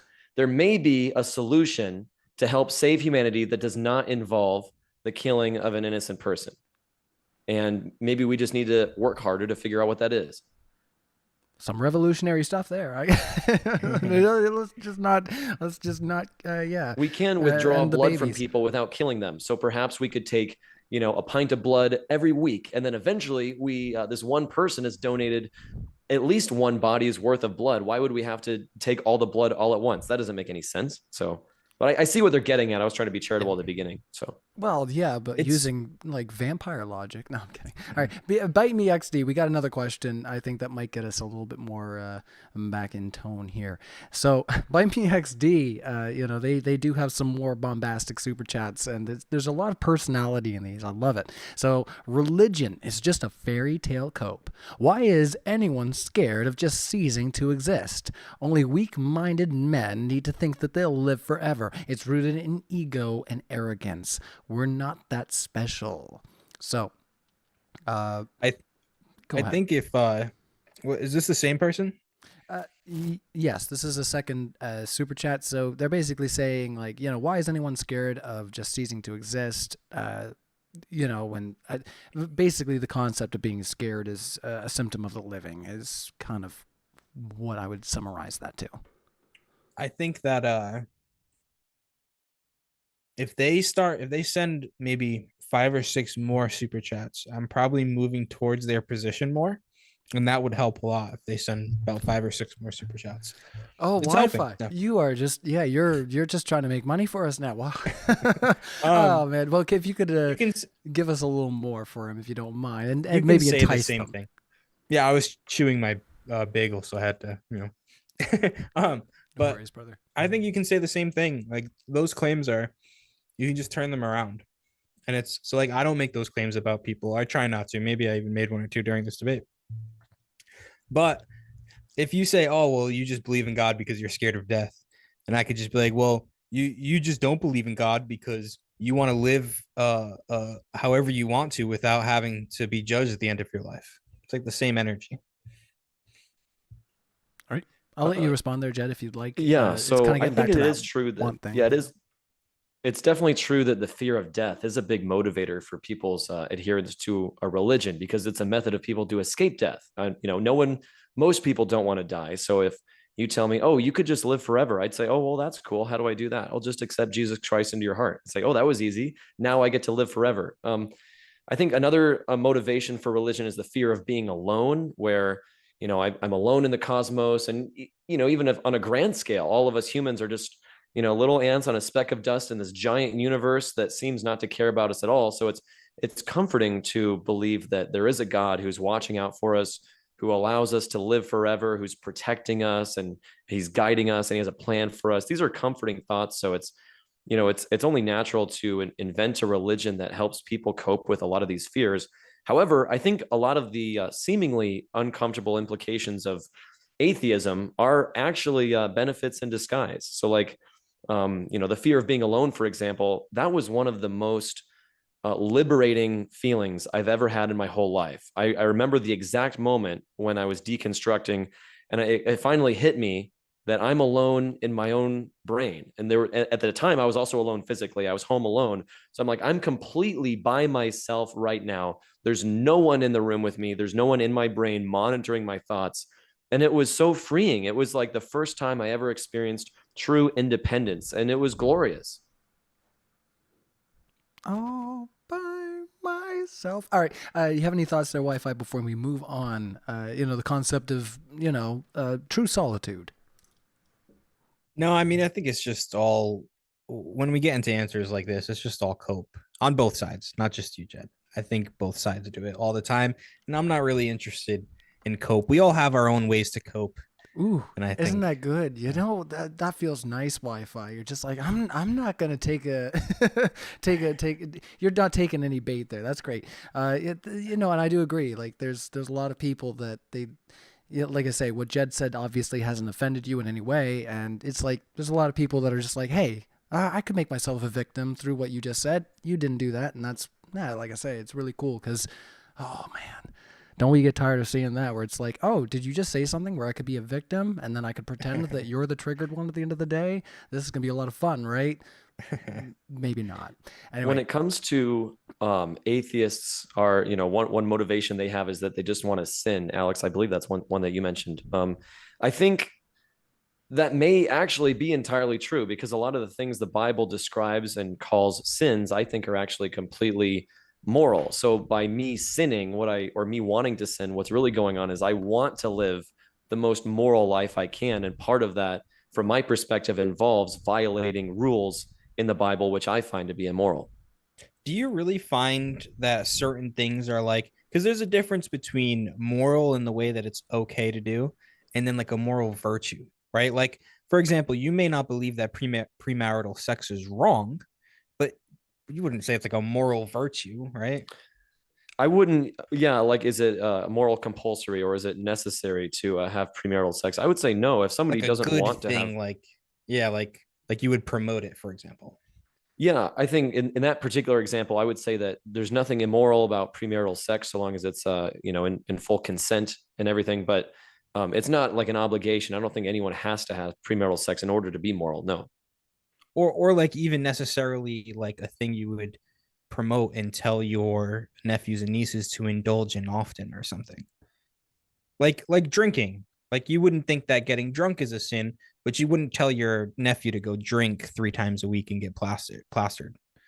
Well, the Bible says drunkenness is a sin, and I personally don't drink, or at least I very, very rarely drink, because it has a lot of negative health implications. I think that my and seemingly everyone else's behavior on alcohol is negative, worse in almost every way. So that's one instance where I tend to actually agree with the Bible, So at least somewhat, because drinking is okay, but drunkenness isn't okay. But I the reason I'm asking all those questions is because it seems like you said that there are things that the Bible says are immoral that you actually think are moral virtues. Maybe I'm misreading it. Oh, sure. And if I did read the situation correctly, could you like provide an example? Yeah. The Bible says to lean not on your own understanding. I don't know if you would consider that a sin, because it says not to do it, but I would say that leaning on your own understanding, or using the brain that we have to interpret reality and come to conclusions the best we can is a moral virtue. Sure. Okay. I would think there's maybe a wrong interpretation there, but I don't know if we want to stick on this. Yeah, I think it might be a good idea to move on because we do have other super chats, and one that's not so pleased with me. Alchemist, not pleased with my inputs tonight. Well, that's all right. You have an open invitation from me to go and anyway, I'll behave. All right. If God doesn't I told you, I'm not one of these. Anyway, if God doesn't give a justification, that doesn't mean that there isn't one. And it's literally the number one. In Jed's zombie baby analogy, he's okay with ending the life to end unnecessary suffering. Why does God owe Jed an explanation? Yeah, so while it's true that just because I don't know the justification doesn't necessarily mean that there isn't one, just because I don't know the explanation doesn't mean that there is one either. So it seems like under the theistic assumption is that God does have a good justification. We just don't know what it is. Maybe we're too stupid to know what it is because we're not as smart as God, or maybe our moral understanding is limited in some way. So it's yeah, I would say that the assertion that God has a moral justification for, say, commanding the slaughter of babies in Deuteronomy 20 needs to be substantiated. You can't just claim that God has a good moral justification by just saying, oh, he's really smart, so it's always okay when he kills babies, without actually providing the justification. So this is actually really good because I wanted to talk about this in the debate, but we probably just went off on a different topic. So what it definitely does do is it shows that it's not a contradiction for God to say he's omnibenevolent and do things that you think have no moral justification for it, right? Do you at least get that part? Yeah, what Because you're saying makes sense, but I would say that there are situations like, with Deuteronomy 20, for example, there are situations where I think we have enough information to determine that what God does is immoral and there couldn't be a justification for it. well, you admitted that just because you don't see a justification doesn't mean there can't be one. And Yeah, the logical let me contradiction means that it's impossible for there to be a way out, right? That's why contradictions are the most true thing, because in order for something to be a logical contradiction, there is zero possibility of reconciliation. Yeah, if I can just clarify, given no other context, it's true that just because we don't have an explanation doesn't mean God doesn't have one, but there are certain situations presented in the Bible that provide context. So given the context that the Bible provides with specific situations, like in Deuteronomy 20, where it says to, enslave people or kill them, I think that there's enough information there to determine that God doesn't have a good justification, or drowning every animal on the planet, or giving people cancer because they eat shrimp, or whatever else. Right. So I don't want to repeat it, but it does still hold, even though with that example. But there's another side to the coin, is your interpretation. You would say that your interpretation of the Bible is not infallible, correct?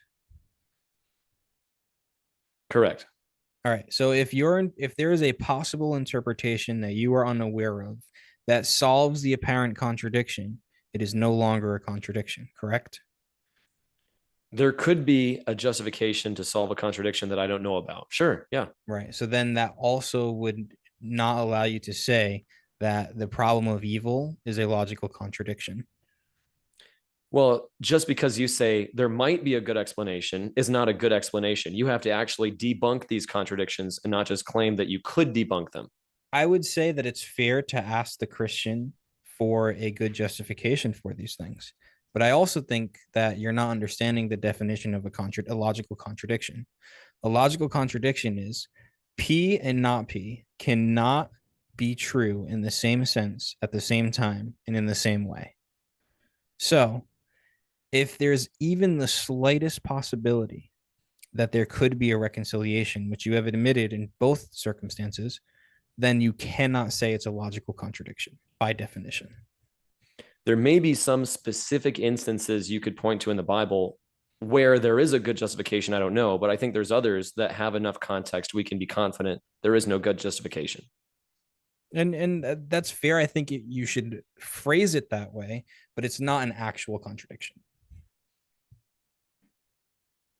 All right, sounds like a good place to move on from there. Yeah, this has been a really a lot of great fun, guys. There's just been a lot of great amicable energy between you, between Wi-Fi Gospel and Jed, Flying Spaghetti Auditor. I was getting ready to say that word. My goodness, Flying Spaghetti Auditor is the name of Jed's handle. There, we're gonna have it in our live description before we close this out. If it's not there already, I'm gonna double check before we do, but. As per usual, we have Issa here. All right. I'm going to have to get my glasses out here soon. I swear. It's getting to be that hour.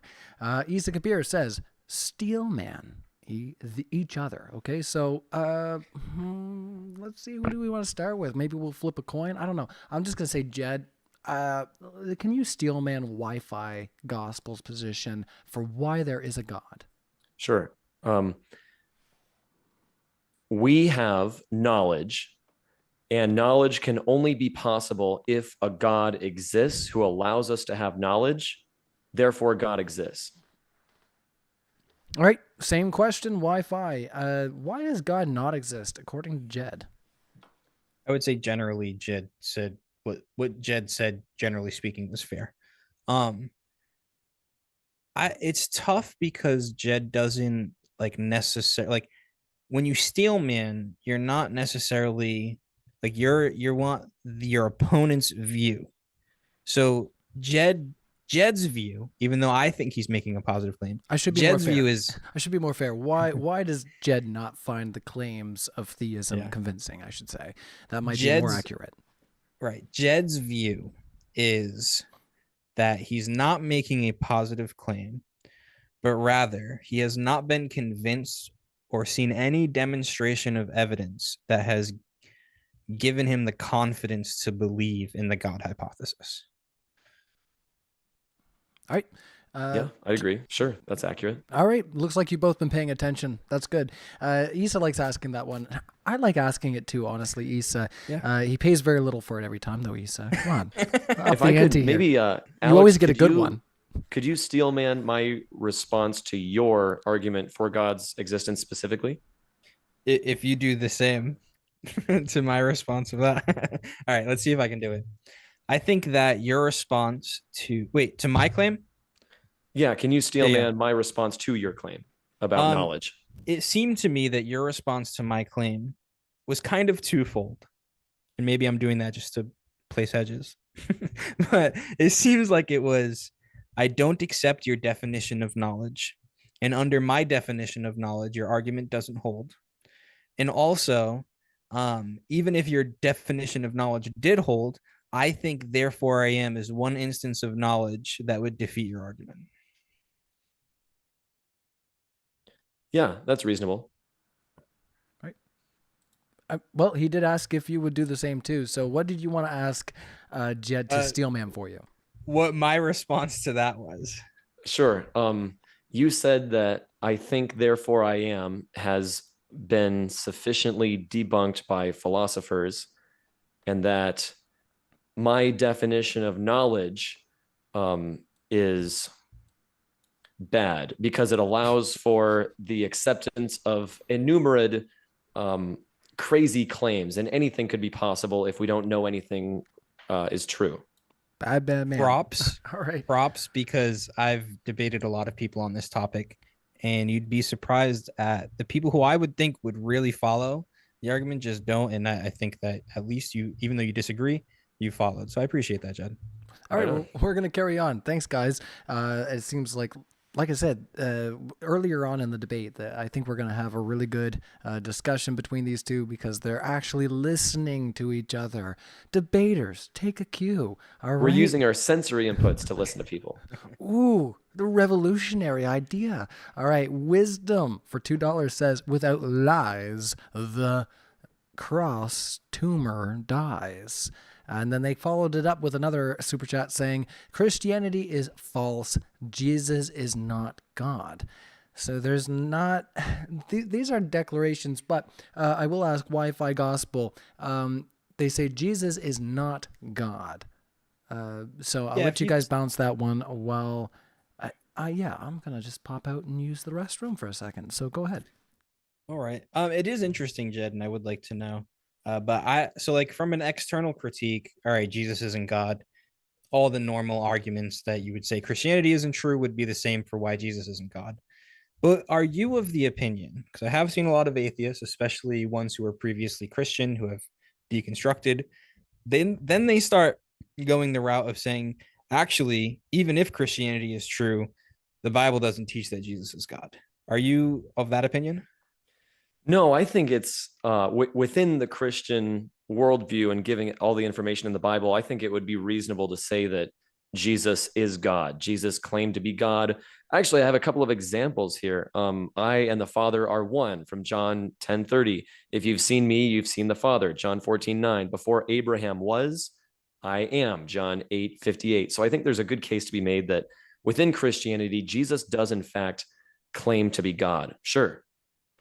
Interesting. Yeah, I've just met a lot of people have deconstructed. Do you like that term? Like, is that a term you like use to describe yourself? Yeah, sure. Yeah, Okay. deconstructed my religion. Absolutely.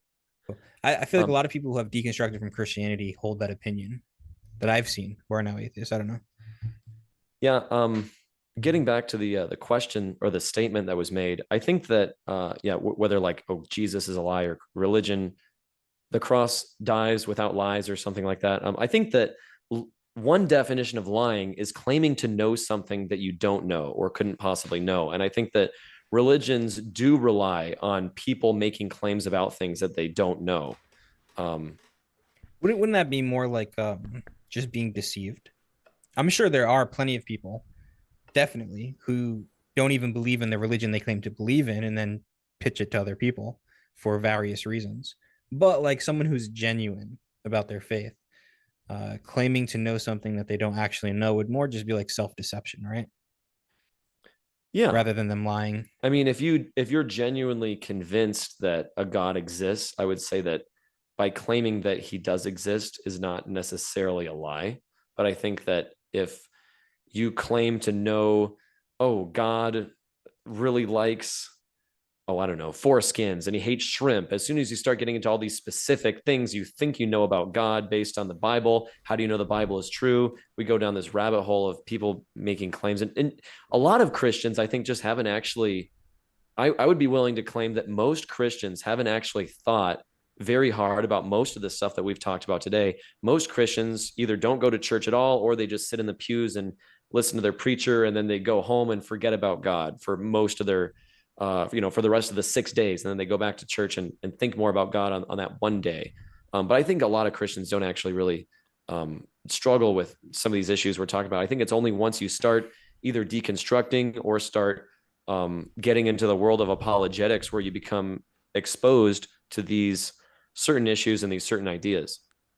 I think that's fair. I think it's similar to the times of early Christianity. There was a big feud once Constantine made Christianity.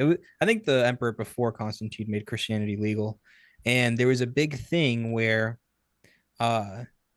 before it was legal, you had to like worship Caesar or like bow down to Caesar and give an act of worship to him.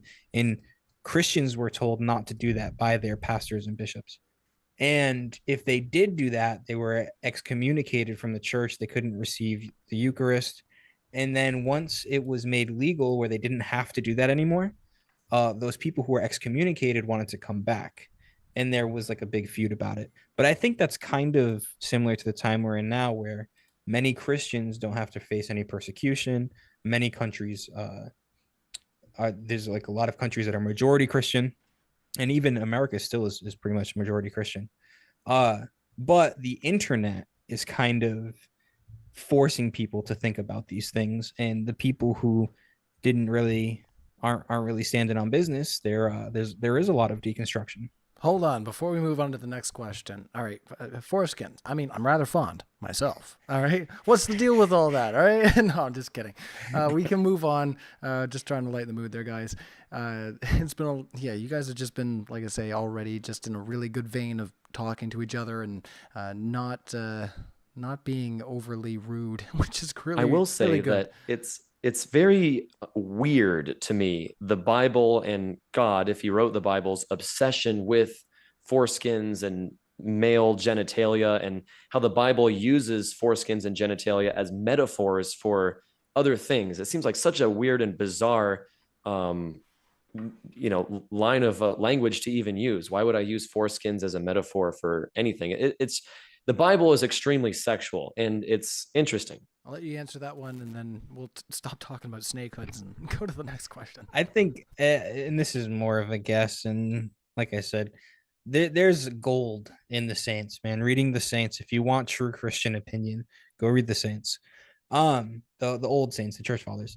But there's, I would think that there's like sexual interactions with people is a very spiritual thing, in my opinion. Like there's much more than just the physical going on. I think we can all relate, whether you think it's just, chemicals going on in your brain and the feelings that you have, like if you've slept around with a lot of people or you've had long-term relationships, like there's all these emotions that form and these feelings you have that are around sex that are just not comparable to these other relationships we have in life.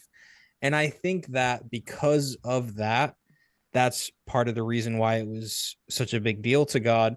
And like, what other way to mark somebody being different than like if they decided to go into a neighboring city and sleep with the town prostitutes, they're gonna be like, yo, you're not supposed to be doing this. You're Jewish, aren't you? I don't know. Those are kind of just guessing. No worries. Well, we can move on to the next one. That was a lot of fun, though, guys.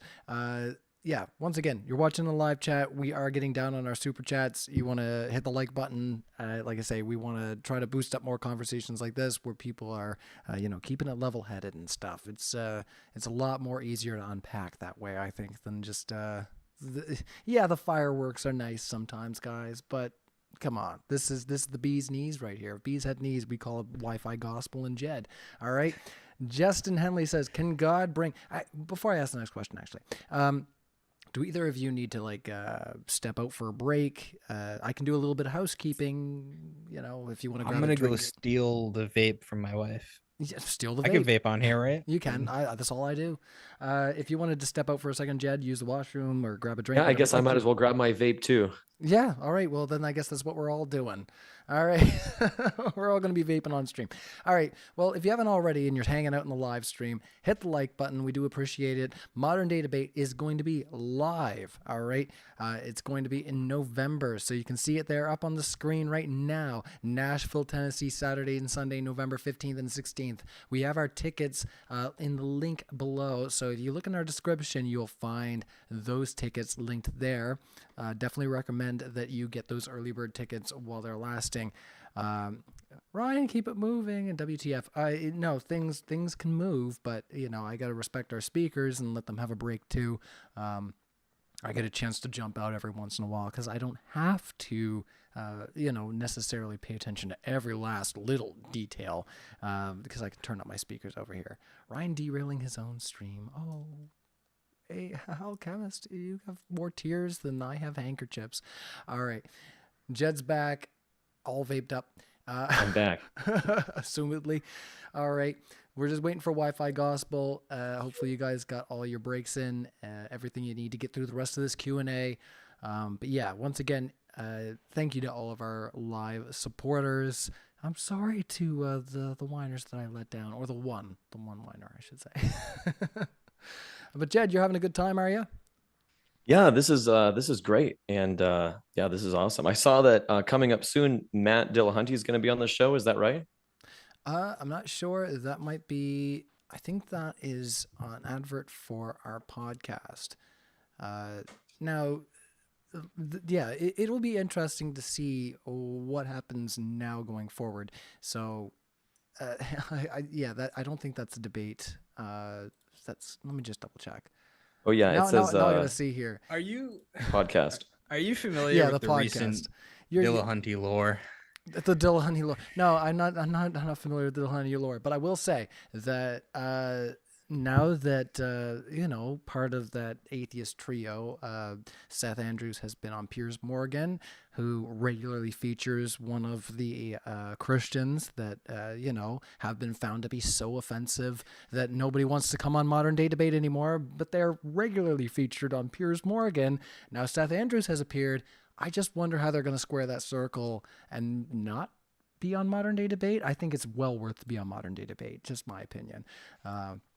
But yeah, You know the lore. I was asking Jed. you don't get me into the lore. I'll go. I'm not. I'm not even gonna say anything. I'm just saying. There's a in lot that's happened. I got in a lot of trouble because of things I have said, and I will not utter them here and cause more shenaniganery. All right, the Jason Unchained says Wi-Fi winning for the sun. All right, so you got a fan out there from the Jason Unchained. Here's a little bit of Wi-Fi lore. I had, God, I can't believe I'm saying this at this publicly, but I had a bad. I put out 2 really bad rap mixtapes when I was a Protestant. Not because I was Protestant, just they were just bad because I'm a bad rapper. But go ahead if you guys want to have a laugh at me. I'll even give the ammo to my enemies. Make a bunch of clips and spread them as far as you can. Xander the Storyteller on SoundCloud. You'll have a great laugh.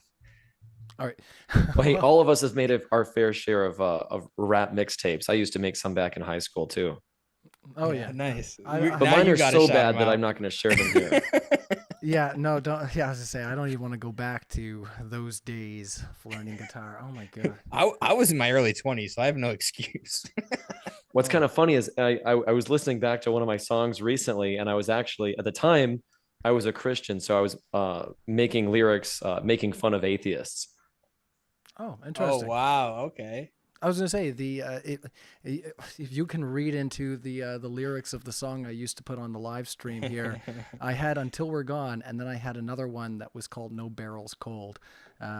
Yeah, I stopped playing that one because it had some language in it, but but you still actively make music, right? Oh yeah. That's awesome. I'm still screaming my arse off for money. That's where I get all my my live stream anxieties out. It's just like if you bother me in the live stream, that's just a better scream I'm gonna have live. I'll be like, screw that person. It's extra energy for the rock performance. All right. Chib says, Jed, sorry. If you admit to not knowing anything, absolutely, how can you argue for or against any claim?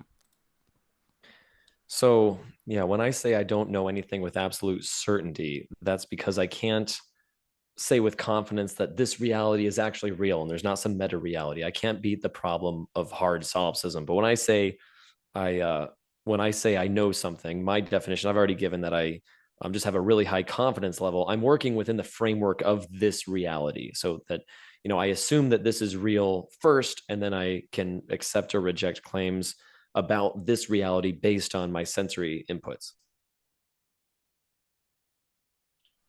Any commentary on the other side? We really hashed it out. I don't know if we need to get into it again, but fair enough. And yeah, that's it. Yeah, fair enough. We'll ask that last super chat and let our speakers have their closing statement. We've had you for 3 hours. I think that's a really overtly reasonable amount of time.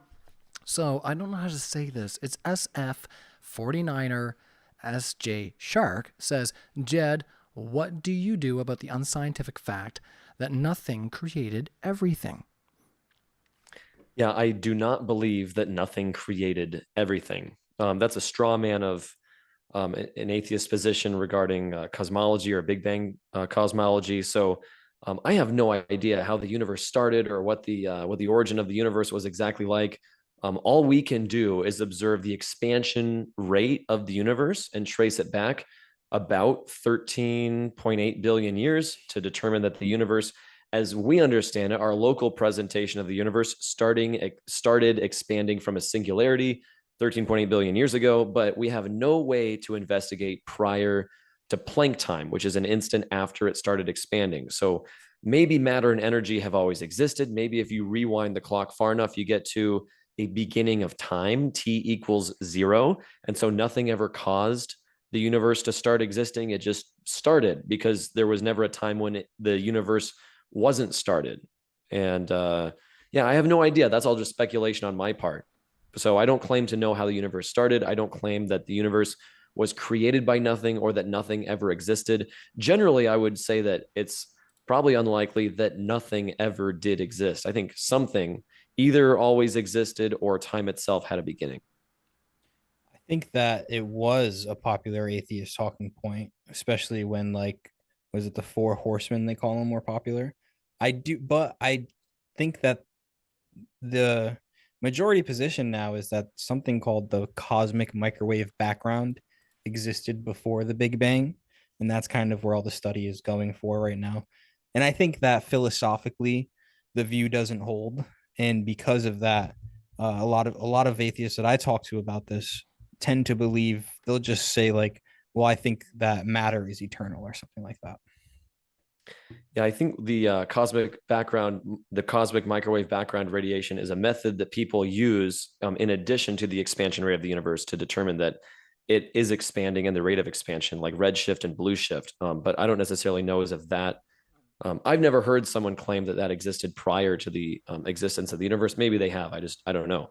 But I think I think it was Lawrence Krauss who had a book called Something from Nothing. I might be completely butchering this, but my understanding is that he didn't actually claim that. Well, there was ever a nothing, but there was like some sort of like particles or something. I don't know. I'm kind of speaking out of my field house with cosmology, which is why I don't make any Same. positive claims about the beginning of the universe. And speaking of Lawrence Krauss, DebateCon 5, which I was at, was amazing. I loved it. Met a ton of people. If anything, because you're like, oh, I could just watch the debates at home.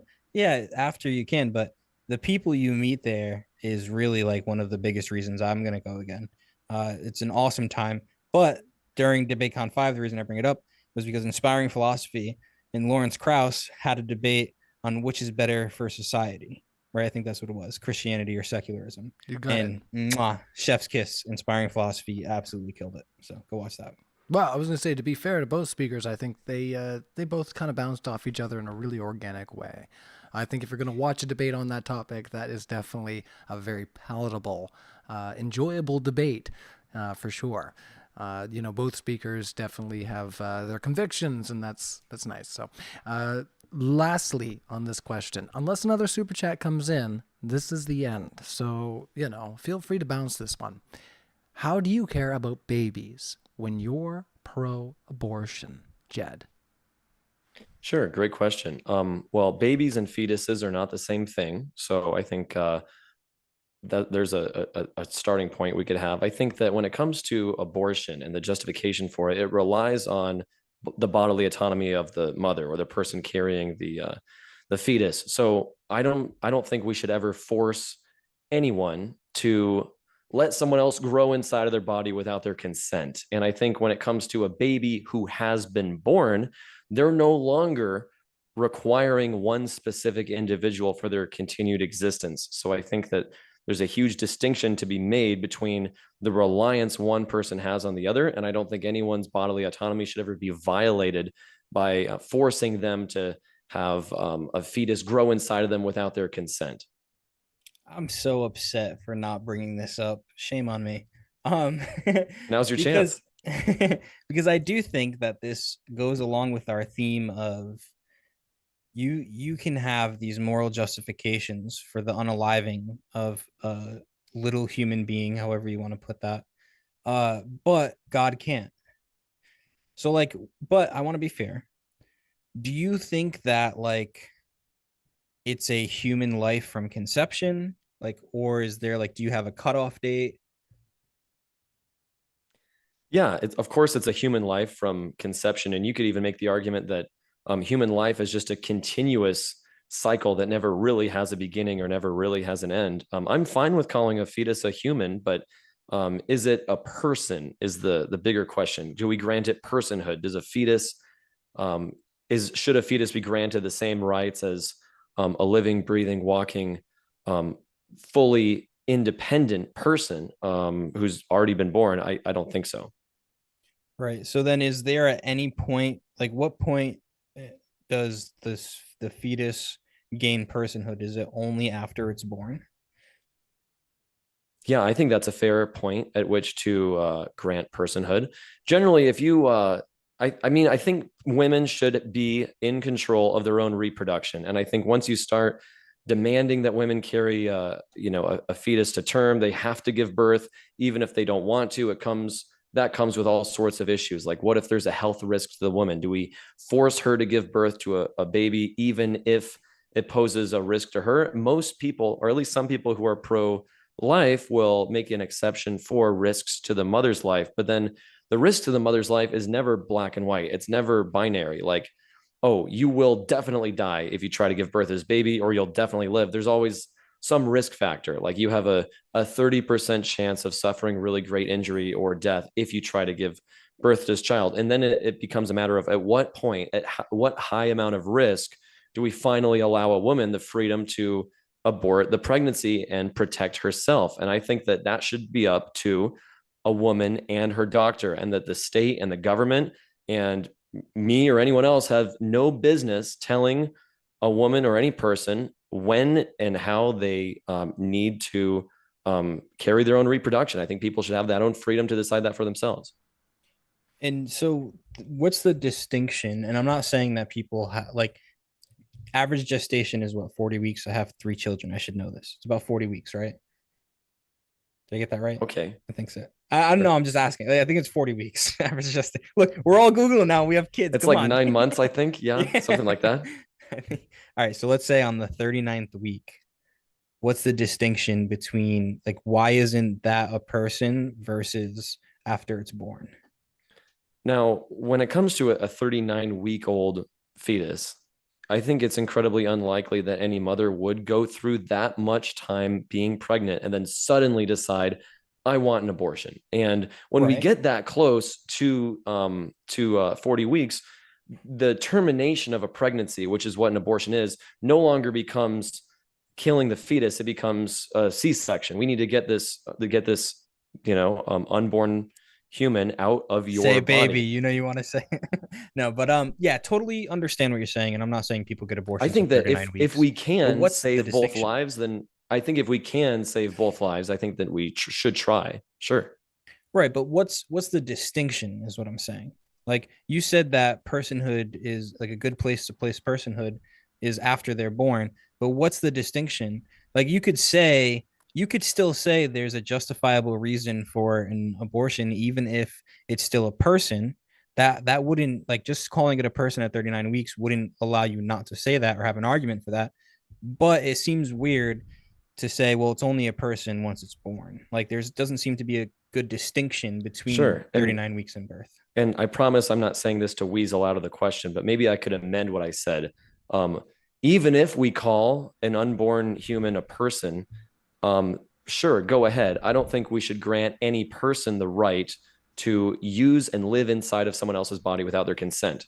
I'm not allowed to go inside of a woman's body without her consent, and fetuses should not be allowed to be inside of a woman's body without her consent either. So I'm going to take this. Perhaps we should offer the same rights to both of us. I'm going to take this out of the live chat right quick for one of our active live speakers. I just have a little follow up, and I think it's interesting too, which is that if it was the case that we had the technology to not rely on a female body to house the fetus and bring it to term, would you still say that if it is the case that you had this, combination of a sperm and an egg, you could remove it and put it into,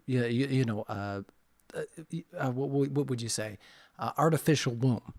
You could raise it in that artificial womb. Would you still say that it's okay for a couple or a woman to say that they do not want that baby to be born if it's not reliant on the body of the mother?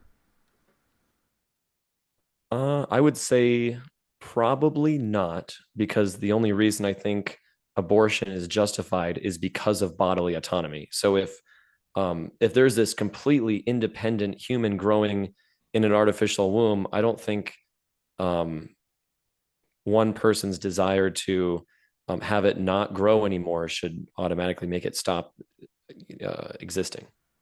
I think that's so. No is the short answer.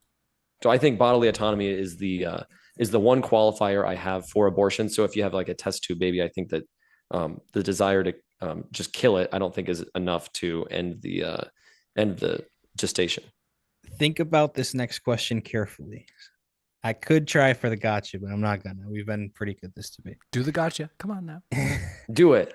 Is it ever immoral to get an abortion?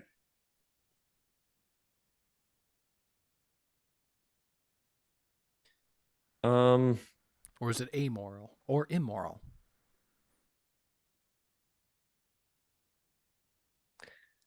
It's a good question. I would say I'm leaning towards no, because the fetus is not capable of experiencing. Well, I don't know. It's so one thing that pops into my head is that you'll hear this extreme example from people who are pro life, which is, what if a woman just wants to get pregnant and then get an abortion, and then she wants to get pregnant again? Like, her whole life goal is to have as many abortions as possible because she wants to kill as many fetuses as she possibly can. I think there may be a case to be made that kind of behavior might be immoral, because it seems like you're just trying to off as many fetuses as you possibly can. But I think that kind of behavior is really not something we ever see people do.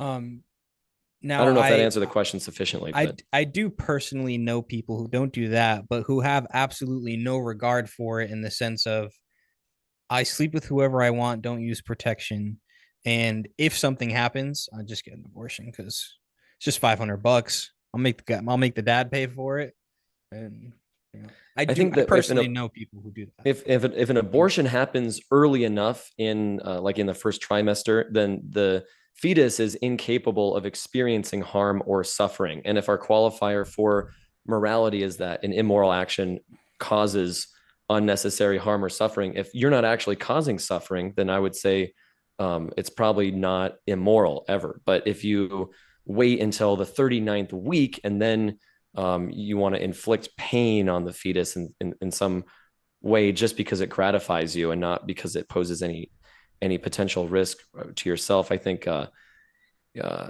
potentially that may be immoral. But the earlier in the pregnancy that we can end, the better, as far as I'm concerned. Here's the follow-up to the question. If a woman gets pregnant and she finds out, again, this is a hypothetical, that the baby is black or gay, and because of that sole reason they want to get an abortion, would that be immoral? I think so obviously right now we can't find out if it's gay. You could, assume that it's black based on who you slept with. I think if it's I'd say generally no, it's not. I mean, you're assigning motivation to a woman to say whether it's moral or not.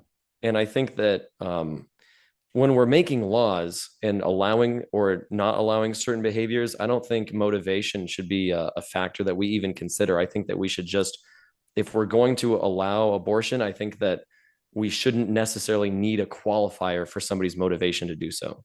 But because who gets to decide if someone's motivation is good enough or not? I don't think I'm in any position to make the claim that, oh yeah, your motivation is okay, but this other person's motivation is not okay. So I'm not in any position to make that claim. Right, but with the hypothetical, it was about immorality. Would you find it immoral for someone to find out, or I don't know, yeah, let's say they had they find a gay gene. Most people make the argument that people are born gay, right? Let's say they actually find a gene where you can tell, all right, this kid has a 99% chance of being gay based on this gene. The mother is a religious extremist, and they say, I don't want a gay baby, so let's get an abortion. I think anytime a woman or a pregnant person does not want to carry a pregnancy to term, she should have the ability to terminate the pregnancy. Is it immoral? I would say it's not immoral. I was going to say, just trying to put a bow on to it, because I think what Wi-Fi is getting to is about what most people are talking about is potential.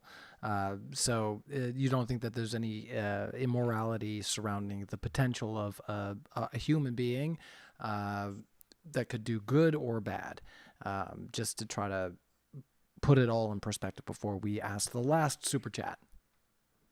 Yeah, I think that, well, if we're going to call something immoral, it needs to cause unnecessary harm and suffering to a thinking agent. So if a fetus is incapable of experiencing anything, like if it's just an unconscious, it has no experience to even consider, then I don't think we could do anything to it that would qualify as immoral. I have to push back on that. I'm sorry. Sure thing. If my sorry, I don't not mine. If somebody's grandmother wrote in her will that after she passed, it was okay to do naughty things to her body for pleasure, could a grandchild do that and would it be immoral? Yeah, so I've actually heard this, not this exact question, but this kind of thing brought up before. I would say that, yeah, defiling, I call it defiling a corpse, but if she consented beforehand, is it really defiling? I think that that's generally not immoral because it doesn't cause any harm or suffering to anyone because she's already dead. However, I think that if let's say some other loved one that they left behind finds out about this defiling, they could be deeply hurt by it and offended. So, potentially that action could cause emotional suffering to someone else who is still alive. So, in that sense, it may be immoral. However, if in this situation where they actually did consent to it, then maybe it's not immoral. Consistent but gross. Well, I was going to ask, do you think What if that God says it's okay to do what it? I was going to say, Then but is it moral? if there is this natural aversion to death, as humans have it, wouldn't we naturally see that as just abhorrent? Because I mean, we're making the example, but all of us are kind of making this face like, yeah, it's kind of not nice. Well, one thing about when I deconstructed and I left religion, you really do, or I really did have to reevaluate everything I thought was moral and immoral because I used to just assume things are good or bad because the Bible says so. But when I no longer had the Bible as a guide, I had to reevaluate what do I mean by moral and immoral, and then go back on a case by case basis and look at every single thing that I thought was good or I thought was bad and determine whether it is actually moral or immoral based on whether it causes harm or suffering to a thinking agent. And in the case with, defiling a corpse, if they consent ahead of time, it's not really causing anyone harm, and especially since they consented to it. If there was if they're, I that's a situation where we want to say it's icky because of our personal bias. Would you consider it like based on your moral compass? Would you consider that a good thing based on what they've consented to, or would you say based on like what we discussed earlier in the debate, our natural proclivity to avoid those death situations, that it would still be? Anyway, I want to give you the floor space. I don't want to try to saddle you too much. Yeah, well, I would just say that if sorry, I kind of lost my train of thought a little bit. If can you repeat the first thing that you just said, Ryan? Oh, gee. So basically, like, yeah, maybe we shouldn't go down this path. Honestly, it's kind of cringy. Yeah. Yeah. Well, we all have, we have this like, oh, it's icky, it's gross. You mentioned the like, the Yeah, motivation would to you say, avoid death yeah, or death I guess, yeah, what I was situations. saying is like, yeah, we have this, we were talking about, yeah, the natural way that we look at things. And then also like, would this still be looked as something as immoral, or would you say that it is a moral good if somebody Oh, has consented to it?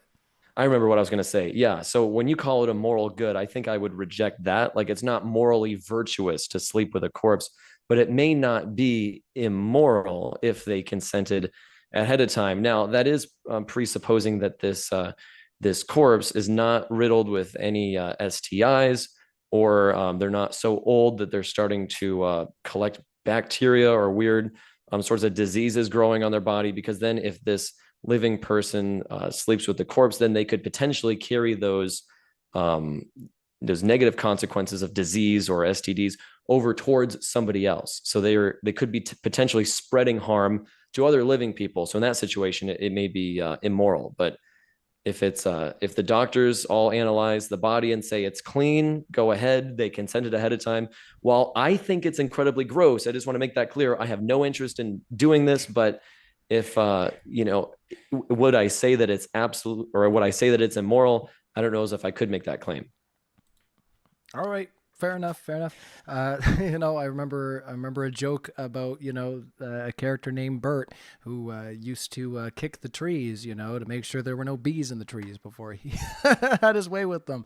So when a woman approached him in the forest and said, "Hey, I'd like to have my way with you, Bert," he said, "Okay, lay down, spread your legs wide," and he hauled off and kicked her between the legs. All right. Just make sure there's no bees in that hoochie. All right. Anyway, I'm just picking. It's just, you're reminding me of, sorry, I didn't mean to do that to you, Wi-Fi. You'll go last for your closing statement, so it's okay. You got a minute to breathe. All right. To breathe and get it out. Jed, I'm going to give you your first closing statement.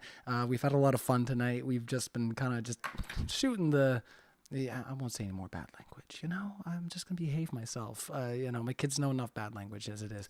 But we've been shooting it, guys. It's been a lot of fun. You've been very amicable towards each other, giving each other space to make your points.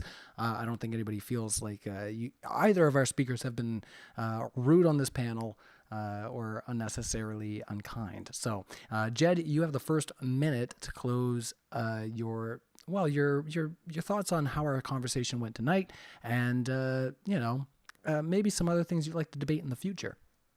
Sure. Yeah. So thanks again, Modern Day Debate, and Ryan for hosting. This was a lot of fun. I'd love to be back on the platform sometime in the future. Thanks, Alex, Wi-Fi Gospel, for the great debate. You posed some really great questions, and I like being challenged on my beliefs. I don't think anyone should ever have any beliefs that they're not willing to defend. So any claim that I make, if you want to call it out and ask me to debate on a certain topic, I'm always happy to.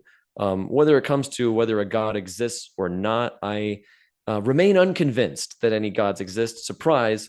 I think that the argument that my opponent brought forward today relies mostly on presuppositionalism, and it seems very similar to other arguments I've heard in the past, where God is a necessary grounding for logic, he's a grounding for physics or morality, and now he's a grounding for knowledge. But there's no demonstration that God is actually revealing anything to anyone. He's not confirming any of our sense data. All he's doing is, all my opponent is doing is claiming that God allows us to know stuff, but I see no reason or any demonstration that God has actually spoken to or revealed anything to anyone. All it is assertions and a assertion that Christianity or theism is not bound by hard solipsism, which I reject. I think that Christianity and theism are absolutely stuck in the same solipsist hole that I am.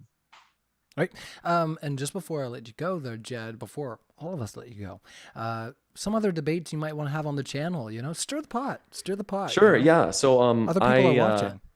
Well, I love this topic, whether a God exists. I'd love to have a debate centered around the morality of the Bible, whether God prioritizes the well-being of humans. It'd be interesting to have a debate about contradictions in the Bible. A big part of my page on Instagram and YouTube is pointing out contradictions within the Bible. The Bible actually has billions of contradictions. So I'm on a mission to point out each one of those billion contradictions. So far, I'm up to 25. So we're making our way to 1 billion slowly but surely. And any topic related to religion, I'd be happy to discuss. And if I make a claim that you want to challenge, just hit me up and I'm happy to defend it. Are you mostly interested in debating against Christians, or are you interested in debating against Muslims, polytheists?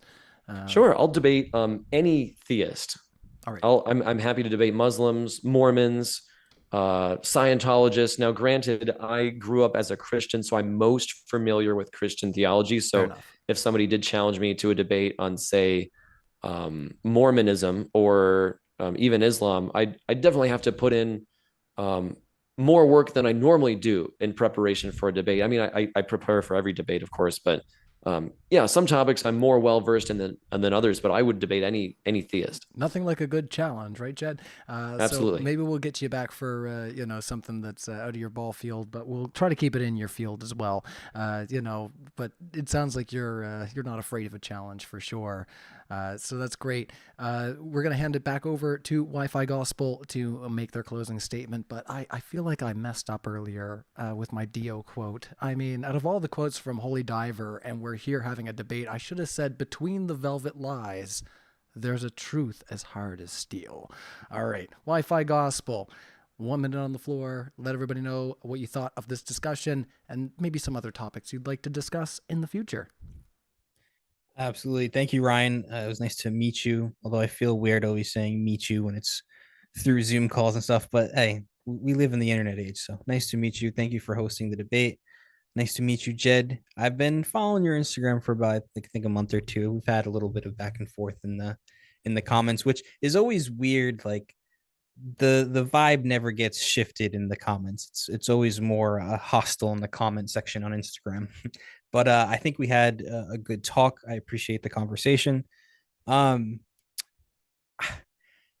I don't think that Jed actually provided any defeaters for the arguments I made. We really didn't get into the syllogisms themselves that much, although we did spend a lot of time on if knowledge is possible under atheism, which is the crux of the argument. Like I said earlier, when I steelmaned his position, the definition of knowledge that you just have a highly confident belief, the reason that that loses you a debate like this is because I can say, I know that God exists simply because I have a highly confident belief in him. In my opinion, that's the end of the debate right there. I do think there's a definition that will work for you that is more similar, that's more philosophically sound. I would say go research some epistemologists. Okay. Before you run out of time, let everybody know what other topics you'd like to debate. I got one other super chat that I think we missed too. So some other topics you'd like to debate right quick. They're Wi-Fi. Yeah. And real quick, last sentence. Also, the I think therefore I am has been debunked so many times. Go look up Bertrand Russell, who's an atheist, who debunked it.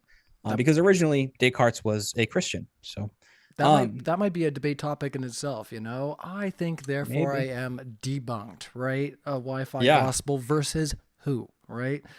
Or I would get some real Discord sophists out here for that one.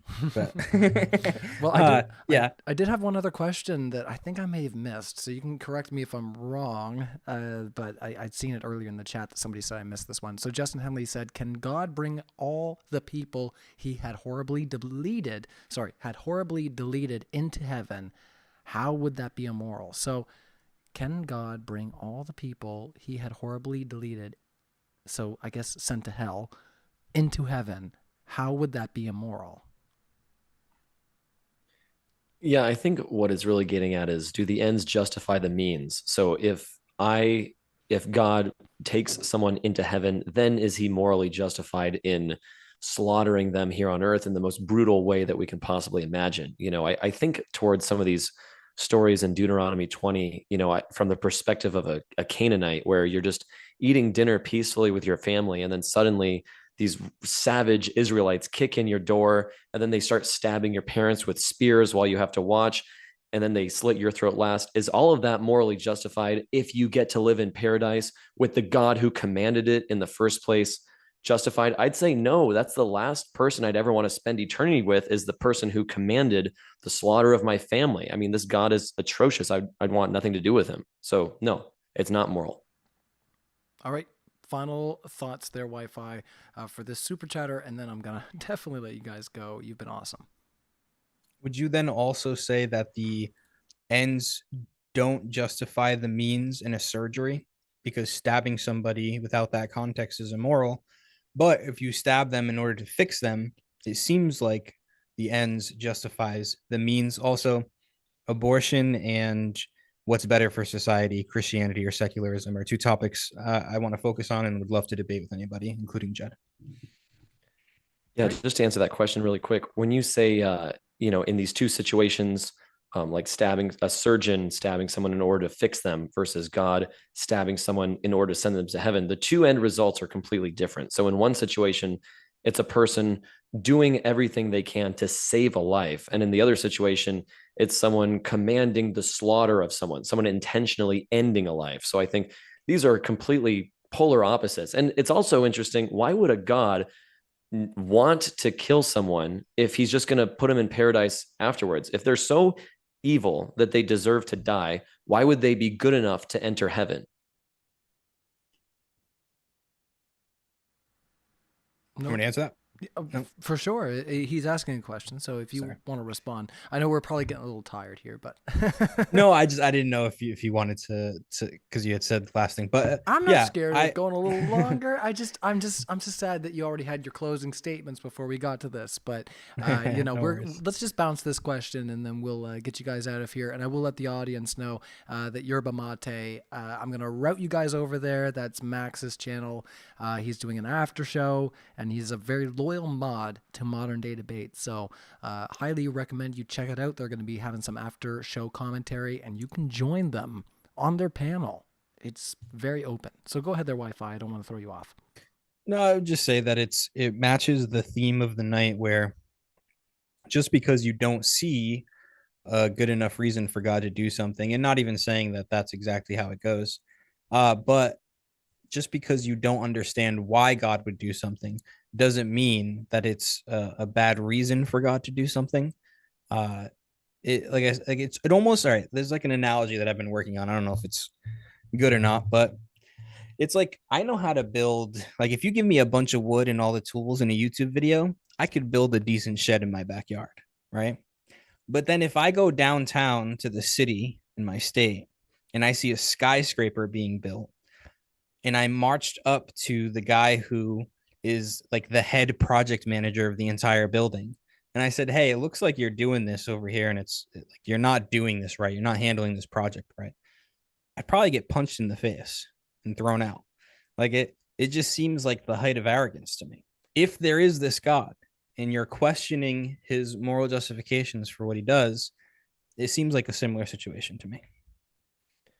Yeah, so I don't think any authority figure should ever be held to such a high level, a high esteem, that we are no longer able to question them. So certainly there are engineers in charge of projects who do make mistakes and do build structurally unsound projects. This is why buildings sometimes collapse, bridges collapse, because humans are flawed. And any analogy you make where a human authority is unquestionable is going to be flawed, because every single human is operating under, we all make mistakes. All of us can, make bad choices, and we all can be ignorant or fumble around in certain situations. And I think to ever assume that anyone, including a God, is perfect and beyond question is incredibly dangerous. I mean, it's just, it's like, all right, maybe another engineer going towards this other engineer and pointing something out is reasonable. But me, who built probably a shed that won't last half the length it's supposed to off of a YouTube video, and doing that, you don't see how that could be arrogant? I think that even the smartest people in a particular field could learn something from someone who doesn't know as much as they do, or maybe someone who doesn't know as much could point out a mistake in their work. I think that the engineer who thinks he knows everything and, oh, how dare you question anything I do? I'm the expert. I think he's the one being arrogant, and I think he should humble himself and be open to the possibility that someone who may not know as much as him could catch something that he didn't. Okay. Sounds like that's a great place to end this debate. I figure that these fellows are going to be back eventually, maybe not for just a 1v1, but for a 2v2, with some topics regarding specific theology. It sounds like I say, you guys you scratch the surface. I really feel like it, because if they hadn't, they'd get way more spicier. I promise you. Yeah, I can see there's some passion for the arguments specifically, but these guys got to do the Does God Exist tonight. I have a feeling, like I say, both Wi-Fi Gospel and Flying Spaghetti Auditor Jed is going to be back for another debate. We're going to try to get you guys back together just because I enjoyed the energy tonight. I think our audience did too. So we are going to close it out, but there is an after show, not through Modern Day Debate, with Max, who's one of our mods. Like I said, he's very loyal to the channel, so we want to help promote and respect the things that he does for us. So yeah, check that out. It's Yerba Mate. And I'll send that link to you guys live as well if you would like to partake their Wi-Fi Gospel and Jed and join in. I'm going to get something to eat. I probably will do that before I jump in there if I do. So once again, hit the like and subscribe. We really appreciate it. And we'll see you next time. Thank you so much. Thank you, guys. Thanks, Ryan.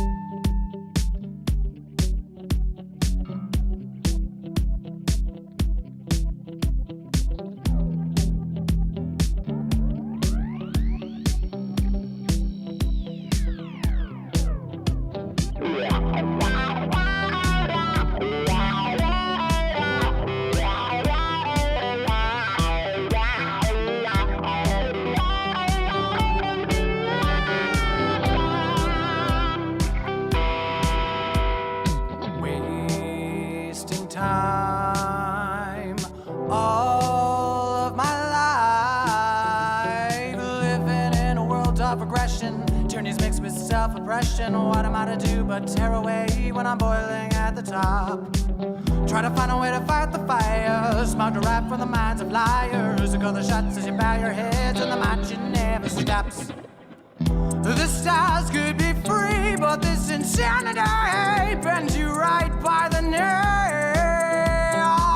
Running in circles now for something that can't be found. And I bet as you hit the wall, the rain starts to fall. You can run away, sing a tune that's true. I'll be beside you.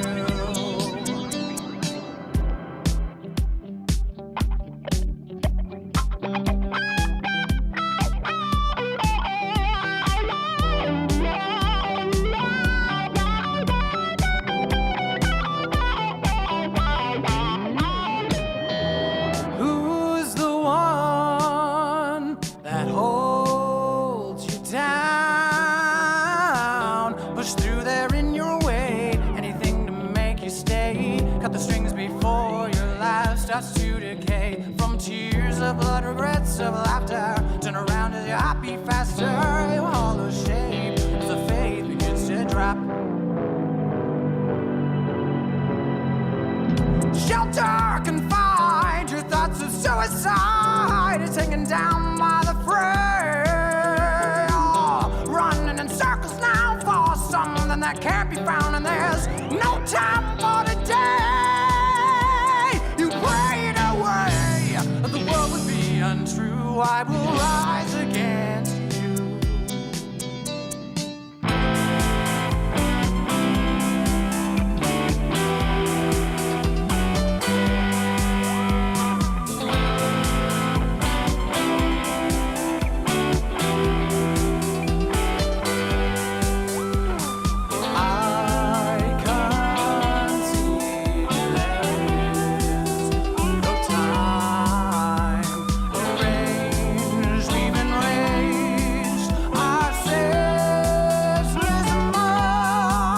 Until they're gone, nothing can matter at all.